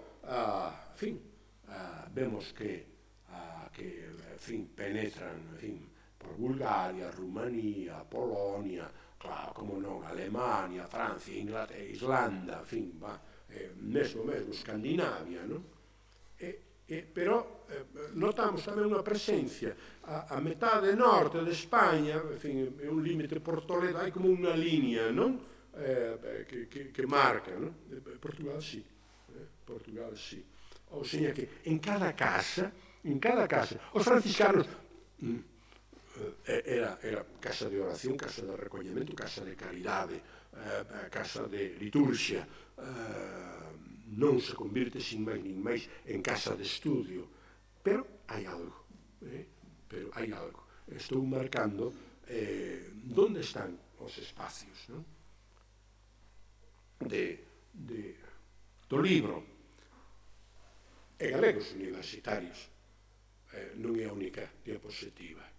Beltrán de Heredia é a gran referencia de historiador da Universidade de Salamanca. Así é. Son tomos, Beltrán de Heredia recolle a presenza de 21 galegos estudantes en Bolonia, Italia, nos últimos decenios do século XIII, o grupo de clérigos hispanos máis numeroso logo dos cataláns. Os cataláns sempre nos gañaron, en moitas cousas. O sea, que isto dá. Pero, despois dos cataláns, que está ali, o sea, Cataluña vai a Bolonia, non? Está chupado. No século XIII menos, pero agora sais por la mañana de Barcelona, posto en Bolonia, ás 5 da tarde, non? Xa está, non? Dice, vamos tomar o que sexa, non? Aquela, no, aquí era acabado, non? En fin, non se vai andar só polos camiños, a preferible ir varios, non? Para protegerse, non? Pero o que iba polos camiños, se iba estudiar a Bolonia, xa tiña que levar consigo un códice, polo menos, xa tiña que levar un punto de partida, o sea, non iba a Bolonia a ver que me dan ali, non, en fin, tiñas que levar xa códice, non? Polo menos un, se podía levar 2 ou 3, pois está perfecto, non? Di a Beltrán de Heredia, temos que dirixir as miradas preferentemente aos compostelanos do Cabildo Catedral. Eles foron quen induciron a Afonso IX, o octavo, a fundar a Universidade, a de Salamanca, 1218. Eles tamén os mellor dispostos pola súa formación académica para encargarse da ensinanza. De entre eles saían de ordinario os catedráticos, perpetuándose nos de aquela procedencia os postos académicos, como sucedía cos do Cabildo Catedral. Está recollido xa aquí, está recollido aquí, no seu momento, recordo informar a Camilo, Camilo Nogueira emocionouse e trasladoulo tamén ao seu libro, fundamos a Universidade de Salamanca. Eu non digo tanto, pero xa enchoupado de emoción. Pero teñamos en conta as palabras de Beltrán de Heredia que eu tive a sorte de poñer de relevo aquí, que non se manexaba, non? O sea que, claro, recordades o mapa en que Santiago é Lisboa e a conexión de dióceses. Claro, dice, onde queda Salamanca? Mais ou menos no medio. E ademais, tempo mellor, máis seco, estropeanse menos os pergamiños e ademais hai frío, pero, bueno, e ademais resulta que os compostelanos, particularmente os compostelanos que foran a estudiar a París e a Bolonia, cando queren volver a Santiago, dicen, hai sitio para 4, pero aquí non hai sitio para todos. É dicir, Santiago mandara. Mira, Salamanca, quen era o obispo de Salamanca? Gonzalo de non sei que, non? Galego. E o rei, onde está enterrado Afonso IX? A Catedral de Compostela. O seña que, un tinglao que era un ere. Era un ere que resolvían entre eles, non? Vamos a ensinar aquí, pois claro, na universidade tiña que vir alumnos desde Lisboa, non? E tiña que vir desde as dióceses de Extremadura, que é moi grande, non? Neste punto, quédanos en caballería, máis ou menos, non? Foi a ser Zamora, pero foi Salamanca, non? Os galegos do Cabildo Salmantino eran o sector, sigue dicindo, e non alterei ninguna palabra, trasladei ao galego, nada máis preparado e o máis, estamos falando do 13, sin máis non vale para o 14 ou para o 15, pero ao longo do 13, máis preparado e o máis indicado para facerse cargo das cátedras universitarias, o que nos levou a concluir que a Escola Compostelana tivo parte moi principal na Academia Salmantina. Entre os catedráticos de procedencia galega son citados o mestre Abril, Pedro Afonso, a Rodrigo Fernández, Afonso Pérez e Domingo Martínez. Ou seña que isto nos dá unha dimensión máis alá da Galicia territorial. E encontramos que hai galegos que son universitarios e profesores entre o século XII, final do XII e o XIV. Pedro Elías, non é universidade, pero a importancia que no século X, XI, aínda no XII, ten Chartres, é notable, camiño de París. Pedro Elías, logo foi arzobispo en Compostela, e está soterrado en Compostela, gramático. Bernardo Compostelano Vello en Bolonia, Bernardo Compostelano Novo en Roma. Quere dicir, son xentes que deixaron texto escrito, e foron profes, e deixaron textos escritos, que se apuntan manuscrito non sei que, os especialistas e tal, en tal sitio, en tal outro está, se conserva, etc. García Hispano en Bolonia, hostia, deulles moito polo dereito en Bolonia, estudiábase cánones, pero estudiábase o dereito romano tamén. Quen dixo que os galegos non serían abogados das silveiras e das outras en Galicia? De onde ven? Hai unha bella tradición. Destacaron. Pedro Gallego, tradutor de Aristóteles desde o árabe, franciscano. Gonzalo Hispano de Balboa, chegou a ser non sei como se chama, o gran abade dos franciscanos. O gran 1304, 1307, ele era o gran abade. Lourenzo Hispano en Bolonia, Álvaro Pais, outra figura Bolonia, pero que logo pasa a Aviñón, a figura de gran trascendencia para o seu tempo. Quere decir, dunha alta formación, no que se consideraba alta formación no século XIV. Non hai matemáticos aquí, non hai anatomistas, non hai fisiólogos, non hai ópticos, en fin, podía darse o caso, porque hai algún óptico en Oxford franciscano. Alfonso Bonome, dominico, o sea que hai algún destes, algún é franciscano, algún é dominico, algún é canónigo da Catedral de Compostela. Alfonso Bonome é tradutor do árabe e do hebreo, faino desde Marrocos. A Pedro Compostelano, a figura algo controvertida, pero en Aviñón. Lopo de San Julián está en Montpellier. Hasta en Lisboa. O sea que hai xente que vai estudiar a Universidade de Lisboa. Este é un testimonio. Eu detectei, en fin, andando no cartularium lisboeta, pero probablemente non andei con toda a calma, porque non ten toda a calma para, un ten que dar clase, un ten que, en fin, etc. Pero detecto 2 ou 3 casos, e aquí lle poño un, de 1510, cursos de Ruy López Gallego, aos 24 días, está arriba, sí, pero 24 días do mes de abril do 510 anos, o dicto Ruy López, para aprobar seus cursos, apresentou per testemunhas Vicente Figueira e Frei Fernando, os quais eu vedel, per mandado do Consello, dei xuramento dos Evanxelios, e lles fiz pregunta do tempo que o dito Ruy López oiu, quere dicir eso, de cánones neste estudio de Lisboa, e per eles foi dito que o dito Ruy López tiña ouvido da dita ciencia no dito estudo, e por eles foi dito que tiña ouvido ben 5 ou 6 anos, por cuanto eles testemunhas obían entrar nas escolas e ouvir as lisoes que se xeralmente lían no dito tempo, e al non dixeran, e eu vedel, isto escribí. Sí.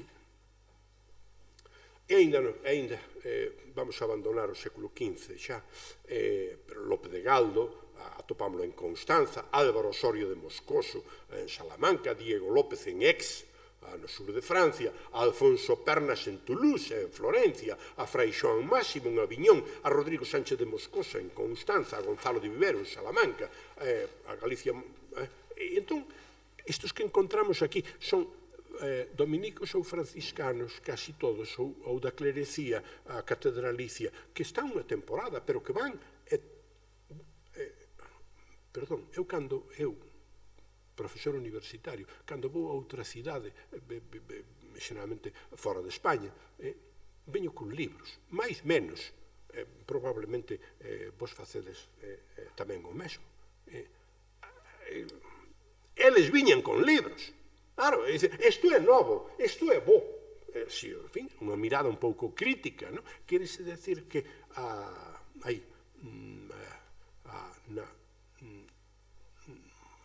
a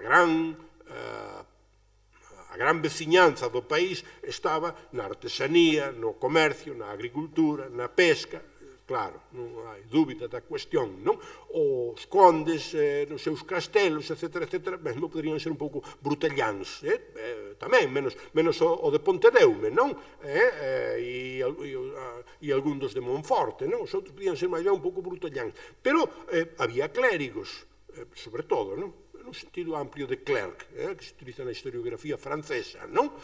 Ordes menores, é dicir, que as ordes menores mesmo podían casar, e podían, en fin, etc., que, en fin, teñen información, e hai unha conexión entre xentes de Galicia e o exterior. Galicia non está, en fin, máis alá das relacións comerciais, en fin, como sabemos, tampouco intelectualmente en ningún momento está aillada. Hai galegos que están sempre na altura do tempo, non? Non era doado ter libros. Hai un testamento de 1375, no testamento deixo dúas, uas decretais et sesto et clementinas. O libro sexto et clementinas son libros todos de cánones, moi ben glosadas, un espéculo maius, un libro de unha enciclopedia, un espéculo moi bo, e a novela de Joan Andrés, Dereito Civil, en 2 volumes sobre a novela sobre as decretais, cánones tamén, e a novela de Joan Andrés sobre o sexto libro, O Inocentio, un breviario bo e outro breviario que ten Álvaro Afonso en Salamanca e outros libros de dereito. Queres decir que os libros eran agora, desgraciadamente, vemos que os libros non se moven como os que estamos aquí quereríamos que se moveran todos os libros xeitosos, non? Noutro tempo era algo que podía ser custoso e que se levaba a testamentos, pero que tamén había que, dado o caso, había que poñerlle un ferro, unha cadea, para que ese libro non se perdera, non? Chegamos ás portas do século XVI, vexo pasa o tempo, non? Acelerarei un pouco, pero a funesta centralización monástica e da coroa isabelina.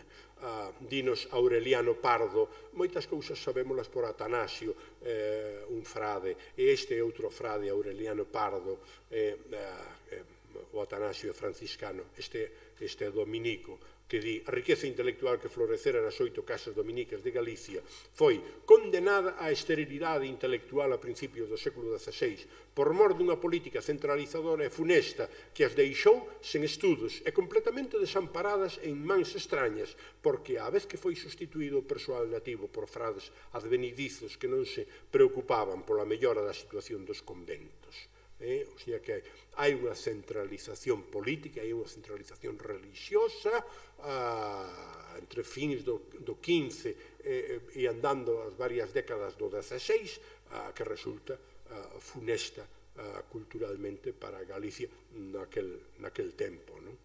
Galicia quedan mans eclesiásticas, as mans eclesiásticas quere decir abades, arzobispos, bispos que xenérica en moito máis das ocasións durante os séculos XVI e XVII veñen de fora, independentemente de que hai aristócratas galegos, aristócratas eclesiásticos tamén que gobernan, en fin, teñen peso por aí adiante, non?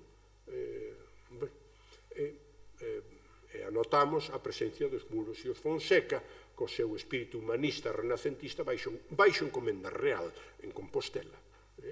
Unha aristocracia entregada á coroa castelá. Podemos recordar a película, que ten o seu de heroicidade, pero a película de Brecher, esa película sobre o mundo de Escocia e a aristocracia, e como a aristocracia pacta, co rei de Inglaterra, bueno, porque os negocios son os negocios, en fin, algo desto, pois na nosa casa ocorriu, de modo que pouco humanismo e abondoso solpor barroco. Cando o solpor barroco comeza contra fins do século XVI, non? É un país adormiñado. Non me deteño máis na cuestión, que é algo que... Con todo o país adormiñado, pero o XVI é un tempo novo. Os bizantinos que foxen os turcos, foxen cara ao occidente, declaradamente para a Italia, e traen consigo a bella cultura grega, o sea, que empeza a ser reconocida de novo en Europa. O humanismo e o renacemento é tamén un encontro co mundo latino clásico, pero é un reencontro extraordinario ca cultura grega. Hai textos magníficos, non? De como eso ocorre, non? O tempo novo, a imprenta gutenberiana, non? Gutenberg, Veneza, a cidade editorial. No mapa editorial europeo,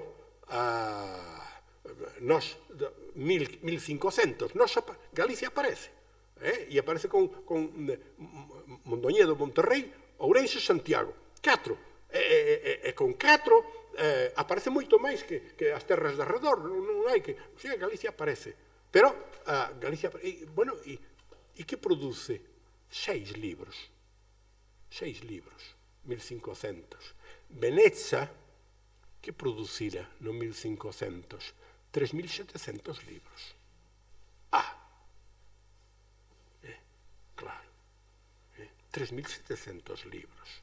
De modo que Veneza é a gran, é Amberes tamén, é Lyon, pero é París, é Londres, van, de acordo,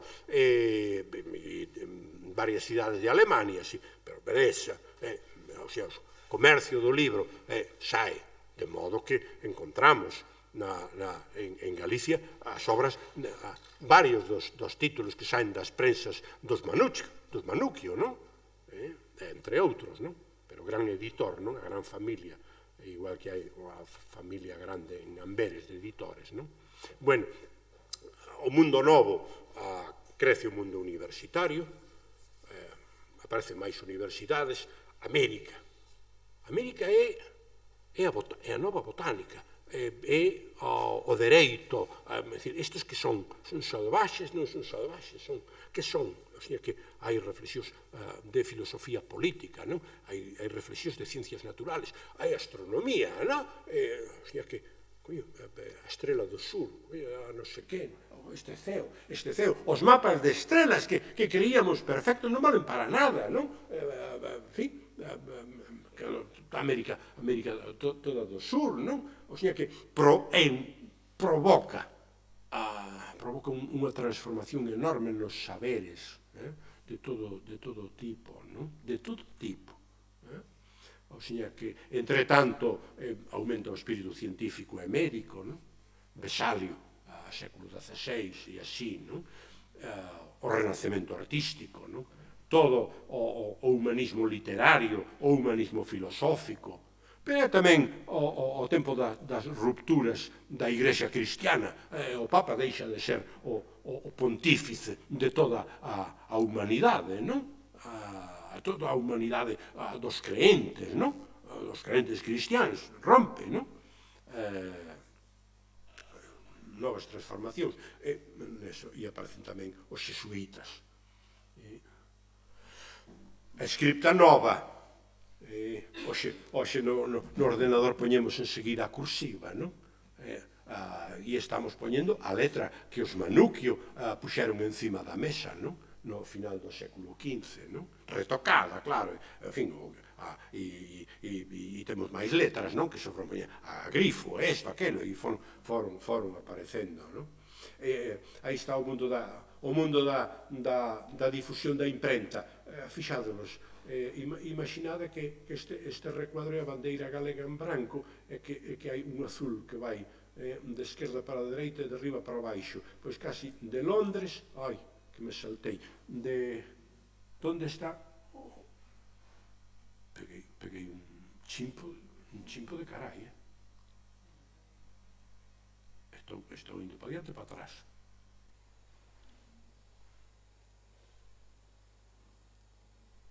escrita nova, perdón, ou seña que hai así unha banda, non? Que podemos localizar aquí, así.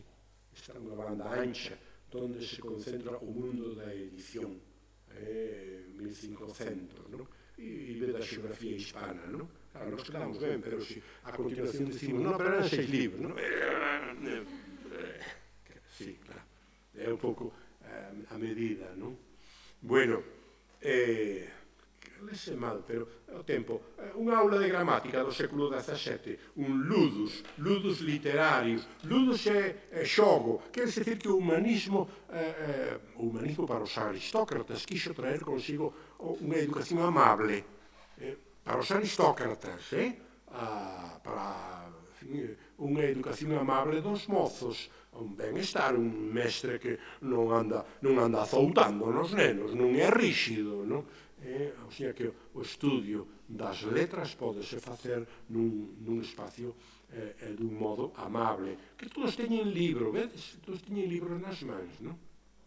E algo aquí á dereita, unha foto que ten xa moitísimos anos, que a mí me chamara con outras do Portugal dos pequeniños, de Coimbra, non? Pero onte cando recuperei, digo, vou poñer isto, que ben escrita está, porque ten outra cousa, ten, en fin, o Portugal dos pequeniños ten no fondo dunha parede, ten por onde andaron os portugueses, e di, se máis mundo houbera, lá foran. Se máis mundo houbera, lá foran, pero di aquí, os descubrimentos e os encontros ultramarinos promovidos pelos portugueses contribuíran para a construción dunha nova imaxe do mundo e dunha idea de diálogo entre o xénero humano.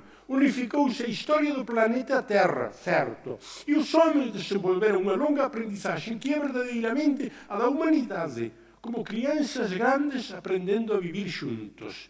Moito ten habido de positivo nesta aprendizaxe. Os homens e as culturas coñecéranse nas súas diferenzas e isto permiteu-lles comprender a súa unidade. Así pode nascer o sentimento da aceitação, da diferença, o universalismo base da fraternidade e da tolerancia. Asinamos de baixo. Isto foi feito mesmo no tempo da ditadura. A curiosidade. Bueno, imos a Poitiers, e ali un noble, Rabelais, escribiu 1532 Gargantúa e Pantagruel, editado en galego, non?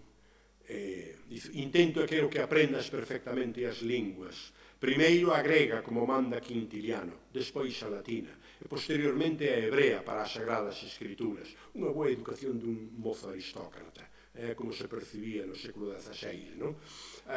E que vayas formando o teu estilo, en canto a grega fundado en Platón, en canto a latina en Cicerón, e que non haxe historia que non teñas presente na memoria coa axuda da cosmografía dos que escribiron a este respecto. No tocantes ás artes liberais, xeometría, aritmética e música, debes seguir aínda pa diante no restante, saber todas as leis da astronomía. Sobre o dereito civil, creo que debes saber de memoria os fermosos textos que teñen relación coa filosofía. E en canto ao coñecemento dos feitos naturais, creo que te dediques con gran diligencia, que non haxa mar, río, nin fonte con peixes que non coñezas. Todos os paxaros, todas as árbores e arboriñas, todos os froitos dos bosques e as ervas da terra, que nada sexa descoñecido para ti. Isto mesmo, en palabras prácticamente idénticas, escribiu Sarmiento, moito máis adiante. O seña que Sarmiento era humanista, era máis cousas, pero tamén era humanista dos vós. E aí temos os colexios dos xesuítas, en Europa.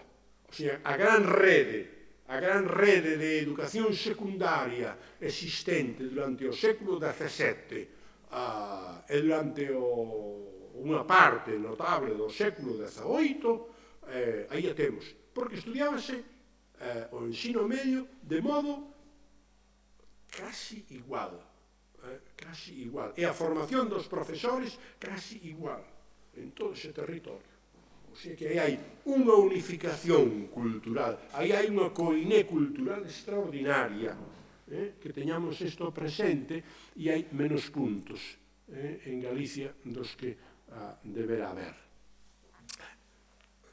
do mundo que nos rodea para a nosa casa comunal. Nas vilas, en Compostela, aumentaban algo os contratos privados de aprendizaxe de letras e, sobre todo, de oficios gremiais. Algúns concellos pagan mestres primarios e, sobre todo, cátedras de gramática. Estamos falando do ensino medio, aí falado dos colexios, dunhos 20 e tantos lugares en Galicia. Mosteiros e conventos están decaídos na súa función cultural nestes dous séculos XVI e XVII. Contra 1551 comenzaba a Universidade Eclesiástica de Compostela. O sea, eso de que se creou a Universidade de Santiago en 1495 é unha mentira, Xo dixe no seu momento, pero era un chaval moi novo, non era catedrático, non sei que, e dice, no, estaba en 1495, xa celebramos os 500 anos, pero non dixe nada, o sea, empezou a haber aulas en 1551.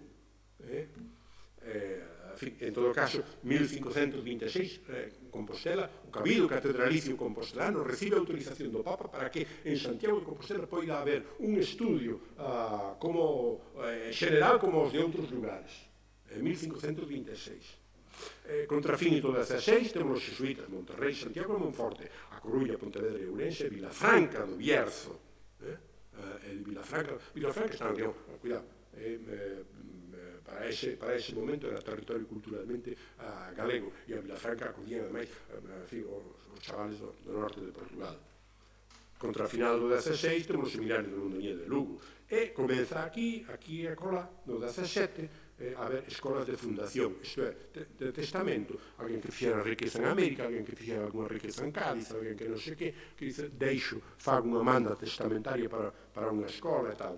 E empezamos a ver, contra finais do século XVI, primeiros gromos de educación en escola, educación colexial, en internado, de carácter femenino, por vía dos colexios de orfas, baixo controle eclesiástico. Non me podo deter porque vexo como corre o reloj, non?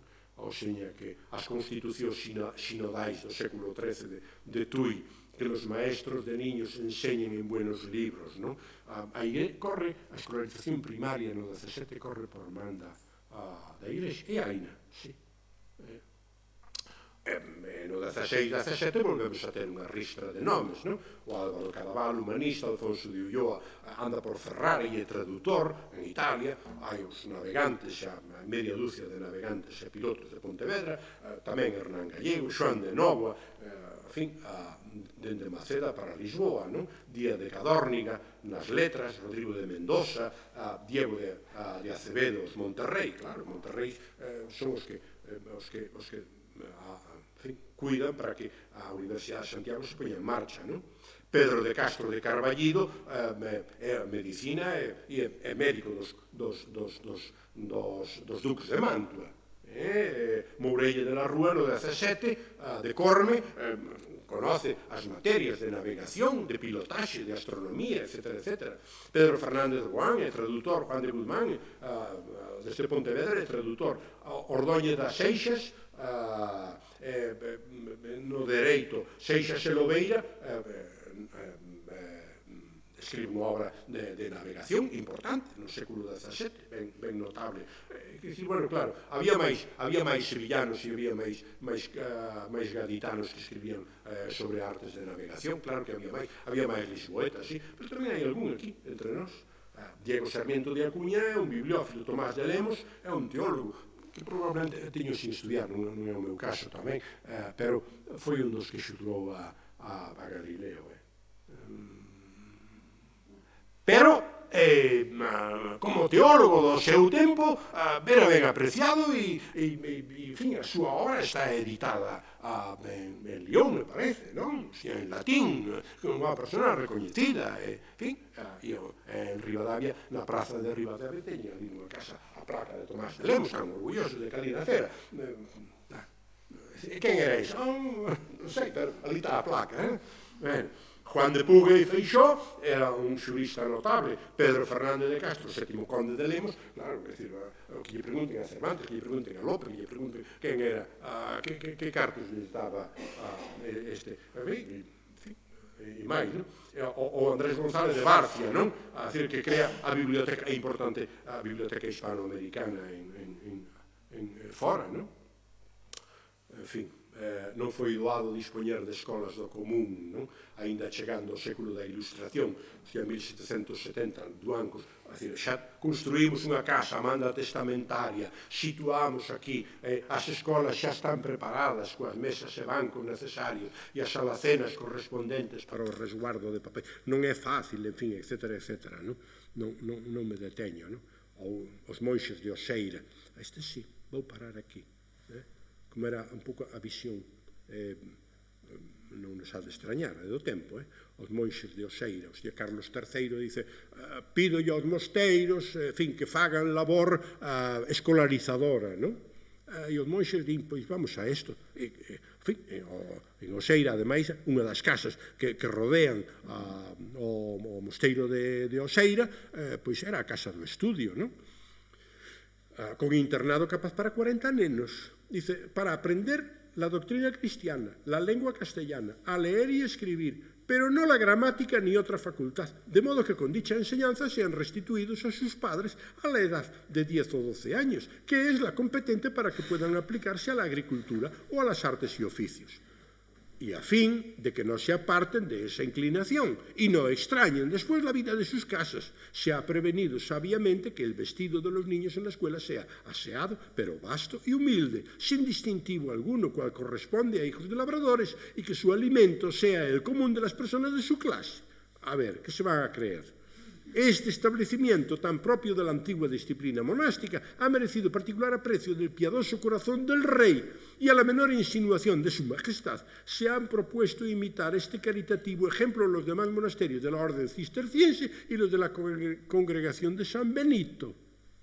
O sea que a sorte dos sectores populares era esta, houbo máis cátedras de gramática dos xesuítas que dixen antes, a universidade comeza a ser universidade realmente, por volta de 1750 pega empeza a haber universidade en Santiago de Compostela, realmente, non?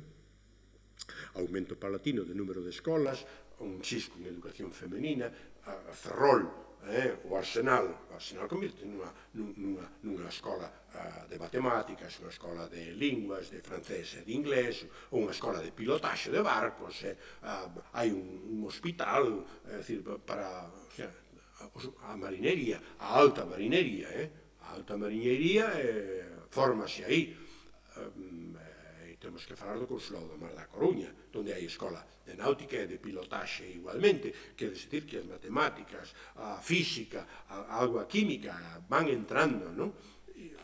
Neste caso, a química, a Sociedade Económica do País de Santiago, sobre todo trasladándose xa aos comenzos do século XIX. Entre tanto, hai un avivecer de cátedras monásticas e conventuales, hai un reforzo das bibliotecas, aquí e lá. A Biblioteca do Consulado na Coruña, a Biblioteca da Universidade de Santiago, a Biblioteca de Oseira, en fin, etcétera, etcétera. Estamos no 18,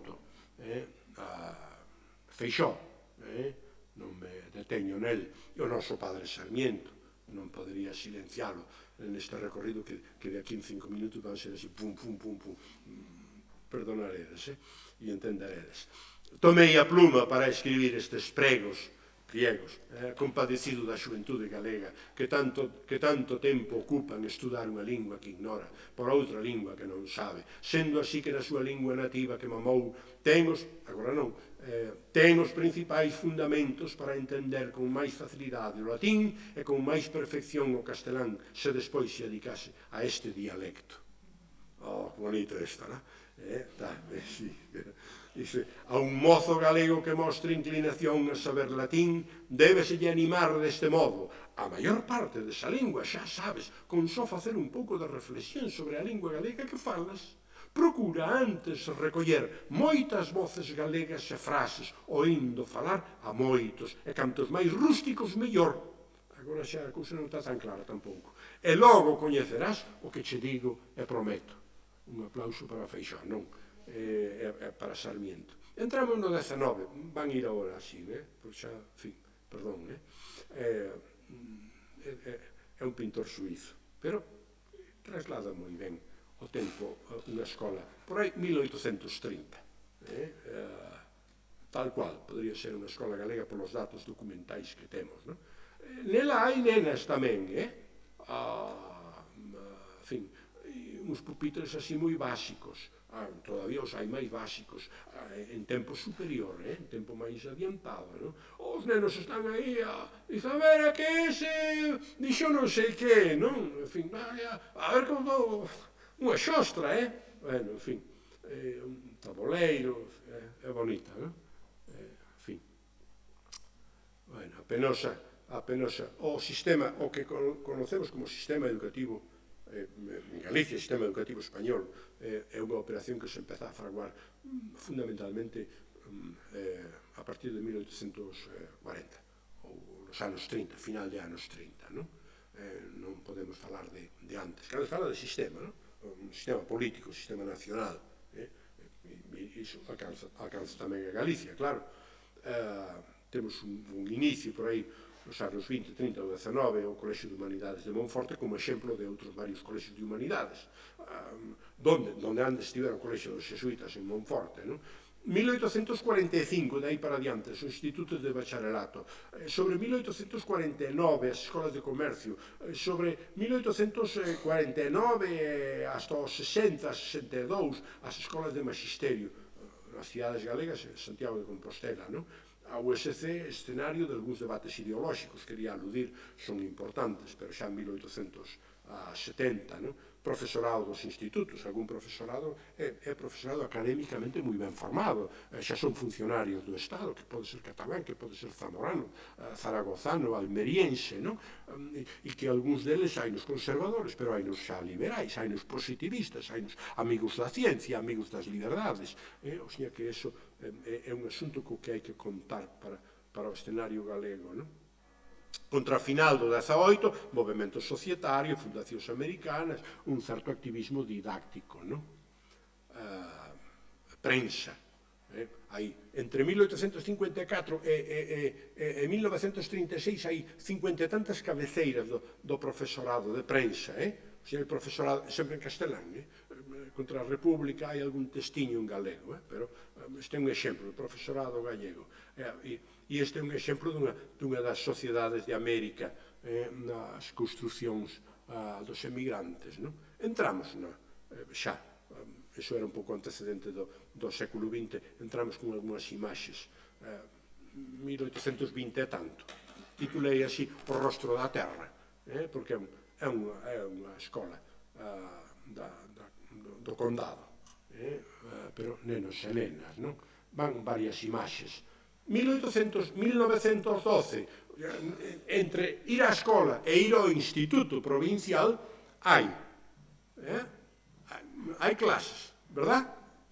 O sea que o instituto provincial, 1912, de Lugo, non hai diferencia con Oxford, non hai, poño Oxford, non teño unha foto de Oxford, pero creo que non, creo que non. Non sei se o Chaussure en francés, o calzado, sería un pouco mellor, en fin, Lyon, non sei, pero a paxariña ou a gravata, igual, non? En fin, van varias imaxes, unha que son un traballo que fixen recentemente hai pouco, publicado na exposición e no catálogo de Castelao, que se fixo na Cidade da Cultura, pois falei de varias paisaxes entre a segunda metade do XIX e o século XX hasta os anos 60, hai como varias paisaxes da escola. Hai paisaxes boas, hai paisaxes non tan boas, ou negativas. Collín un dos de Castelao, o home que máis sabe do mundo é o noso maestro. Hai que ver canto sabe, canta retranca ten esta, ou esta fermosísima imaxe de Marcelino, mestre na Coruña, cos nenos, que cousa, insuperable case esta imaxe baixo do Castiñeiro, dos anos 20, xa teño que cerrar, ou esta prestancia que ten Ares de Parga, Ares de Parga é é unha figura moi notable, diría, tan notable como xeralmente descoñecida. Pedagogo, dádeme 3 minutos, e xa cerro, xa está tan desexando tomar café e perderme de vista. Pero quero indicar a seguinte cuestión. Debeu ser no ano 74, nunha viaxe que eu fago de Salamanca a Compostela, estudiante, vou á Mesa Camilla de Ramón Piñeiro. Sí, claro, teño ese gusto, xa pouca xente o ten, exactamente. E Ramón Piñeiro pon nas miñas mans o plan pedagóxico unha fotocopia. Faloume dela e logo fixo fotocopias e mandoumas a Salamanca do plan pedagóxico para a galización das escolas de Vicente Risco do ano 22, que é un documento a mí non me gusta moito, non está mal, pero resulta que o documento de Vicente Risco está dedicado a Ignacio Ares de Parga. E quen é este? Preocupoume, non? E claro, indaguei, non? Foi un pedagogo galego que na Argentina tivo nombradía. Foi do Consello Nacional Argentino de Educación e foi un pouco o gran orientador das escolas que eran importantes de Unión Hispanoamericana, Valmiñor, o que se facía aí, que seguía as pautas da máis moderna pedagogía argentina, un pouco estaba baixo o cuidado de Ares de Parga. Os mestres do 34 da Pontevedra son así, o sea, son persoas fardadas e con gravata, o sea, xa non son xentes de detrás da montaña, me entendedes o que quero decir, non? Non, xa son persoas que son funcionarios, teñen conciencia de ser funcionarios públicos, xa van lendo tamén, o sea que isto trasladouse tamén un pouco á escola. Profesorado competente, e falando de profesorado competente, foto de 1990, 90 anos, don Gregorio Sanz, fixen eu, a persona que está detrás da lingua das bolboretas, a persona que, cando fai a súa narración, uno de tantos do que facía na escola e de que lle pasou cando o prenderon e botou 5 anos na cadea en Lugo, deu paso a Manolo Rivas a collelo conto, que logo a película aparece un mestre de 60 anos case en Allariz, pero sí. E aí temos en posición central a María Barbeito, que ten, de quen hai un libro espléndido, está aquí a editora e a autora Ana Romero Maciá, un libro que os alumnos en Santiago, os alumnos de Pedagogía e Educación Social en Santiago de Compostela celebran.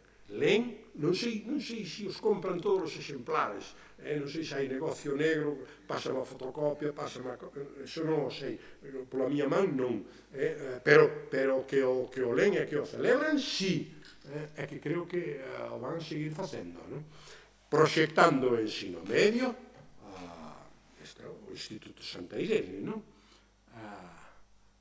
proxectando a nova universidade, que non se realizou todo, pero vedes que o fondo do campus e da residencia eran 5 edificios percibides, finalmente quedaron en 3, o sea que hai estes 2 non hai, pero moi bonito, non? Perdón,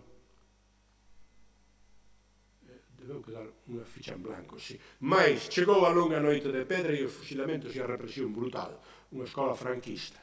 Outra, viaxar, vixiar e controlar. Tamén aprender unha amiga, claro, ao final aprendíamos, pero era así, Ainda así, íamos á escola, anos 50. Eu non son ningún deses, Pero, en fin, o neno, entre como era o neno na fronteira dos 60, pois, en fin, hai algún xeito, non?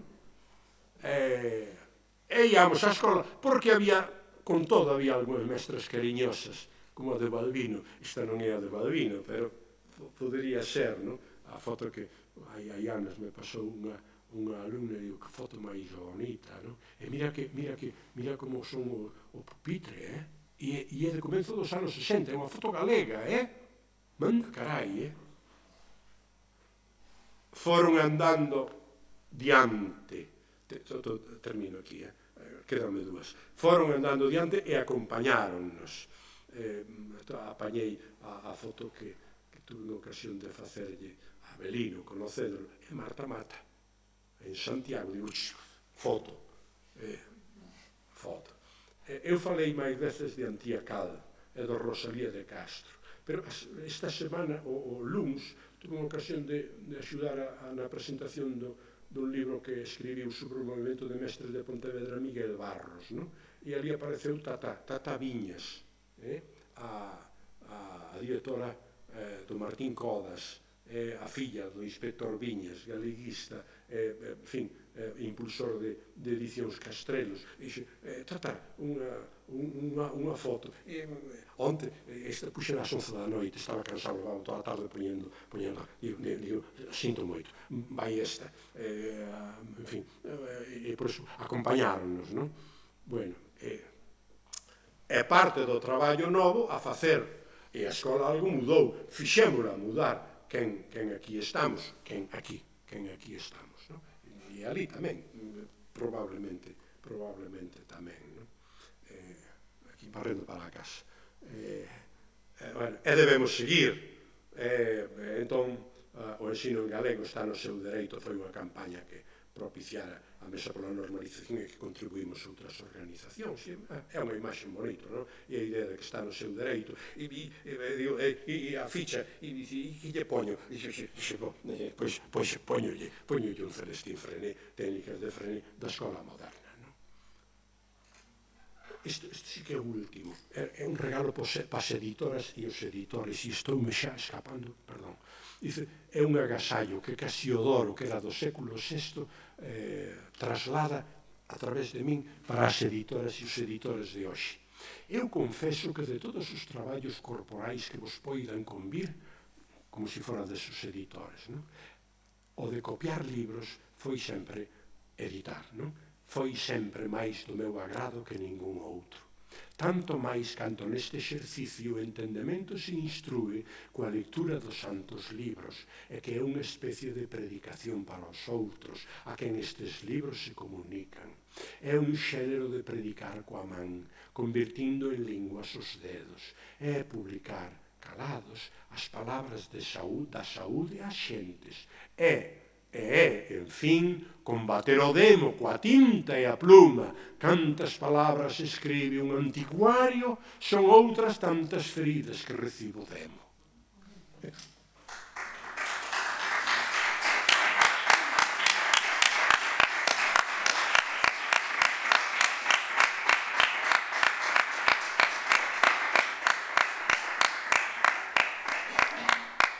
Eu non quería que me preguntara, se dixen, vou estender para que non haxa tempo a que me pregunten, para que me poñan en apuro. Podenche preguntar no café, que tomamos a magnífica clase magistral, un itinerario estupendo pola nosa historia no mundo, historia cultural. Tomamos ese café e ás 12:30, temos 20 minutos abaixo, continuamos co panel de experiencias con 3 editoras galegas para continuar co simposio. Gracias. Pois moitas gracias.